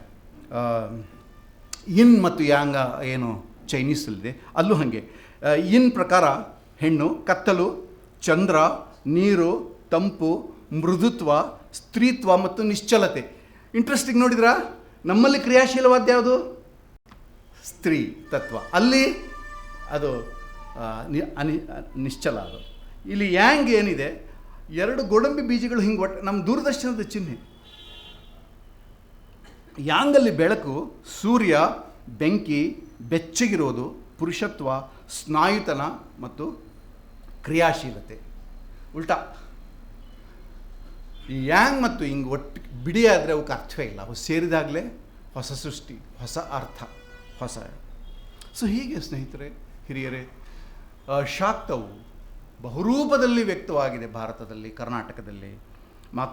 ಅದರಲ್ಲಿ ಮಾತೃಪ್ರಧಾನ ಸಮಾಜ ತನ್ನ ಆದ್ಯತೆಯನ್ನು, ತನ್ನ ಪ್ರಾಮುಖ್ಯತೆಯನ್ನು ಕಳೆದುಕೊಂಡ ಒಂದು ಪೇನ್ ಇದೆ. ಕೃಷಿ ಜ್ಞಾನದ ಒಂದು ಮೂಲ ಇದೆ ಅಲ್ಲಿ. ಸ್ತ್ರೀಯರು ಗುರುಪಂಥೀಯರಾಗಿದ್ದಂಥ ಯೋಗಿನಿಯರು. ಅಕ್ಕ ಭಾಳ ದೊಡ್ಡ ಯೋಗಿನಿ, ತುಂಬ ಯೋಗಿನಿಯರು ಮರಾಠಿನಲ್ಲಿದ್ದಾರೆ. ಇವರೆಲ್ಲರೂ ಕೂಡ ಇಷ್ಟೇ. ಯೋಗಿನಿಯರು ಆಗೋರೆಲ್ಲರೂ ಸಂಸಾರ ಬಿಡಬೇಕಾಗಿದೆಯಲ್ಲ, ಈ ಯಾಕೆ ಅನಿವಾರ್ಯತೆ ಅಂತ. ಅಂದರೆ ನೀವು ದೊಡ್ಡ ಸಾಧನೆ ಮಾಡಬೇಕಾದ್ರೆ ಸಂಸಾರ ಬಿಡಬೇಕು ಅನ್ನೋ ಥರದಲ್ಲಿ ಅವರ ಜೀವನ ಚರಿತ್ರೆಗಳಿವೆ. ಮೀರಾಕ್ಕೂ ಅದು ಅಪ್ಲೈ ಆಗ್ತದೆ, ಅಂಡಾಳ್ಗೂ ಅಪ್ಲೈ ಆಗ್ತದೆ. ಮತ್ತು ಅದನ್ನು ಸಮರ್ಥನೆ ಮಾಡಿಕೊಳ್ಳುವಂತಹ ಒಂದು ರಕ್ಷಣಾತ್ಮಕತೆ ನೋಡ್ಬೋದು. ಯಾಕಂದರೆ ಚೌಡಿಕೆ ಹಾಡುಗಳಲ್ಲಿ ನಾವು ಕಾಣೋದು, ನಾನು ಯಾರಿಗೆ ಹುಟ್ಟಿದೆ ಅಂತ ಕ್ವಶ್ಚನ್ನು ಪರಶುರಾಮ. ಅದು ಪುರುಷ ಪ್ರಧಾನದ ಸಮಾಜ. ನನಗೆ ಐಡೆಂಟಿಟಿ ಸಿಕ್ಕೋದೇ ನಮ್ಮ ಅಪ್ಪನ ಹೆಸರಿನಿಂದ. ಇಂಥ ಸಮಾಜದಲ್ಲಿ ಅವನು ಬಂದುಬಿಟ್ಟಿದ್ದಾನೆ. ಗಡಿಗೆ ಕಲ್ಲು ಹೊಡೆದಿದ್ದಾನೆ. ಆಕೆ ಹೇಳಿದ್ದಾರೆ, ಸರಿಯಾಗಿ ಅಪ್ಪನಿಗೆ ಹುಟ್ಟಿದ್ರೆ ಇನ್ನೆಷ್ಟು ಆಡ್ತಿದ್ನೋ ಅಂತ. ಯಾರು ನಮ್ಮಪ್ಪ ಅಂತ ಅವಳು ಹೇಳ್ತಾ ಹೋಗ್ತಾಳೆ. ಹಳ್ಳಕ್ಕೆ ಹೋಗಿದ್ದೆ, ಕಲ್ಲು ತುಡ್ದೆ, ಗರ್ಭವತಿ ಅದ. No possible. ಅಗಸನ ಜೊತೆಗೆ ನೀನು ಕೂಡಿರ್ಬೋದು, ಹೇಳು ಸತ್ಯ. ಮತ್ತೆಲ್ಲೋ ಹೇಳ್ತಾಳೆ, ಕಾಡಿಗೆ ಹೋಗಿದ್ದೆ, ಮರ ಮರಕ್ಕೆ ಅಪ್ಕೊಂಡೆ, ಗರ್ಭವತಿ ಆದೆ, ನೀನು ಹಾಡಿದೆ. ನೋ, ಅಲ್ಲಿ ಯಾರೋ ಬೇಡ್ರ ಜೊತೆಗೆ ನೀನು ಇದನ್ನು ಹಾಡ್ತಾರೆ ಅವ್ರು. ಭಾಳ ನಾಟಕೀಯವಾಗಿ ಹಾಡ್ತಾರೆ, ಭಾಳ ಸ್ಪಷ್ಟವಾಗಿ ಹೆಣ್ಣು ತನ್ನ ಐಡೆಂಟಿಟಿಯನ್ನು ಪ್ರತಿಷ್ಠಾಪನೆ ಮಾಡೋ ಹೋರಾಟದ ಹಾಗೆ ಅದ್ಭುತವಾಗಿ ಆ ಹಾಡುಗಳಿವೆ. ಇನ್ನೂ ಅದರ ಪರಾಕಾಷ್ಠೆ ಏನು ಅಂದರೆ, ತಾಯಿಯ ಕರಳಿನ ಭಾಗ ಏನು ಕಿತ್ಕೊಂಡು ಅದರ ಭಾಗ ಹೋಗ್ತಾನೆ ಅವನು ಅಪ್ಪನಿಗೆ ತೋರ್ಸೋಕ್ಕೆ. ಆ ಕರಳು ಹೇಳ್ತದೆ, ನಿಧಾನವಾಗಿ ಹೋಗಿ ಬಿದ್ದಿದ್ದೀಯಾ ಅಂತ. ಅದು ತಾಯ್ತನದ ಆತ್ಯಂತಿಕತೆ ಅದು. ಇದನ್ನು ನಮ್ಮ ಯಲ್ಲಮ್ಮನ ಸಂಪ್ರದಾಯದ ಹಾಡುಗಳು ಈ ಶಾಕ್ತವನ್ನು ಬೇರೆ ಥರದಲ್ಲಿ ಅವು ಡಿಫೆಂಡ್ ಮಾಡ್ಕೊಳ್ತವೆ. ಮತ್ತು ನಾವು ಹೇಳಿದ್ವಿ, ಹೊರಗೆ ಹಾಕಿದರೂ ಒಳಗಡೆ ಬರುವಂಥ ಒಂದು ಶಕ್ತಿ ಪದ್ಮಾವತಿ ಮತ್ತು ತಾರೆಗೆ ಇರೋದನ್ನು ನೋಡಿದ್ವಿ. ಸೊ ಕೊನೆಯದಾಗಿ ಇನ್ನೊಂದು 2-3 ನಿಮಿಷ ತಗೊಳ್ತಾನೆ. ಆಧುನಿಕ ಸ್ತ್ರೀವಾದ ಇದೆಯಲ್ಲ, ಅದು ನನ್ನ ಪ್ರಕಾರ ಪಾರಂಪರಿಕ ಶಾಕ್ತದ ಇನ್ನೊಂದು ರೂಪ ಅಂತ ನಾವು ಪರಿಗಣಿಸಬಹುದಾ ಅಂತ ನನಗೆ ಅನಿಸ್ತದೆ. ನಮ್ಮ ಯಾವ ಸ್ತ್ರೀವಾದಿಗಳು ನಾನು ಹೇಳಿದ ಈ ಫಿಲಸಾಫಿಕಲ್ ಟೆಕ್ಸ್ಟ್ಗಳನ್ನು, ಆಚರಣಾ ಲೋಕಗಳನ್ನು ತಕ್ಕೊಳ್ಳೋದೇ ಇಲ್ಲ. ಯಾಕಂದರೆ ತೋರಿಕೆಗೆ ಇವೆ, ಸಾಂಕೇತಿಕವಾಗಿ ಅದರಲ್ಲಿ ಇದೆ ಸ್ತ್ರೀಯ ಮಹತ್ವ, ಆದರೆ ವಾಸ್ತವದಲ್ಲಿ ಇಲ್ಲ. ಈ ವೈರುಧ್ಯ. ಹಾಗಾದರೆ ಯಾರು ಅವರ ಹೀರೋಯಿನ್ಗಳು? Kate Millett, Simone de Beauvoir, ಈಚೆಗೆ ಶ್ರೀಮತಿಯವರು ಅನುವಾದ ಮಾಡ್ತಿರುವಂತಹ ಬೆಲ್ ಹುಕ್ಸ್ ತಮ್ಮ ಅಸ್ತಿತ್ವವನ್ನು, ಅಸ್ಮಿತೆಯನ್ನು ಪಡ್ಕೊಳ್ಳೋಕ್ಕೆ, ತಮ್ಮ ಸಮಾನತೆ ಹೋರಾಟಕ್ಕಾಗಿ ಅವರು ಜಗತ್ತಿನ ಎಲ್ಲ ಕಡೆ ಸ್ತ್ರೀವಾದವನ್ನು ತಗೊಳ್ತಿದ್ದಾರೆ. ಆ ಥರದಲ್ಲಿ ಒಂದು ಜಾಗತಿಕ ಶಾಕ್ತದ ಜೊತೆಗೆ ಅವ್ರಿಗೆ ಅನುಸಂಧಾನ ಇದೆ, ಈ ಯಲ್ಲಮ್ಮ ಜೊತೆಗಲ್ಲ. ನನಗೆ ಅನೇಕ ಸಲ ಅನ್ನಿಸ್ತದೆ, ನಮ್ಮ ಈ ಇಡೀ ಶಾಕ್ತವು ಒಂದು ಆದಿಮ ಪ್ರೋಟೋ ಫೆಮಿನಿಸಮ್ ಇರಬಹುದು ಅಂತ. ಬಹಳ ಸಮಸ್ಯೆಗಳಿವೆ. ಅವರು ಏನು ಮಾಡ್ತಾ ಇದ್ದಾರೆ, ಚರಿತ್ರೆ ಮತ್ತು ಪುರಾಣದ ಈ ಧೀಮಂತ ಮಹಿಳೆಯನ್ನು ಇಟ್ಕೊಂಡು ಕಥೆ ಕವಿತೆ ಬರ್ತಿದ್ದಾರೆ. ಅಮೃತಮತಿ, ಅಕ್ಕನ ಮೇಲೆ ಎಷ್ಟೊಂದು ಪದ್ಯಗಳಿವೆ. ಮಾಧವಿ, ದ್ರೌಪದಿ, ಜಾಬಾಲಿ ತನ್ನ ಮಗನ ಹಕ್ಕನ್ನು ಅಪ್ಪನ ಗುರುತಿಲ್ಲದೆ ಸ್ಟಾಬ್ಲಿಷ್ ಮಾಡಲಿಕ್ಕೆ ಹೋರಾಡಿದ ಮಹಿಳೆ ಆಕೆ. ಮೀರಾ, ಅಂಡಾಳ್, ಕನ್ನಗಿ, ಕಸ್ತೂರ್ಬಾ, ಇವ್ರ ಮೇಲೆ ಯಾಕೆ ಬರ್ತಾ ಇದೆ ಕನ್ನಡದಲ್ಲಿ ಸಾಹಿತ್ಯ? ಯಾಕೆ ಬರ್ತಾ ಇದೆ?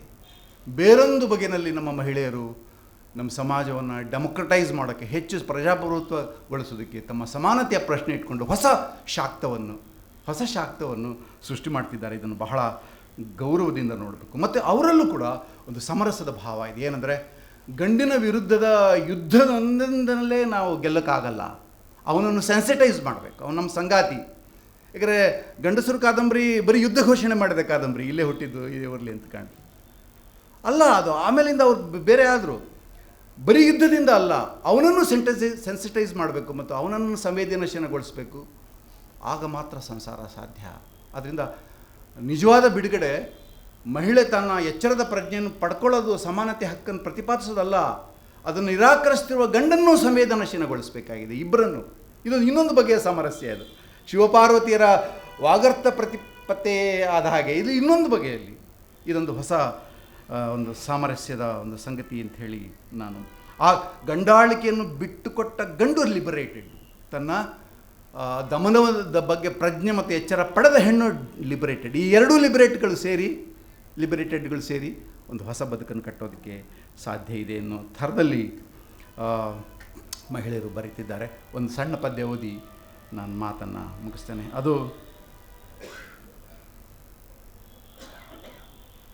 ಮಗನನ್ನು ಜಿನಧರ್ಮಕ್ಕೆ ಕಳಿಸ್ಬೇಕು ಅಂತ ಕುಟುಂಬದಲ್ಲಿ ನಿರ್ಧಾರ ಆಗಿದೆ.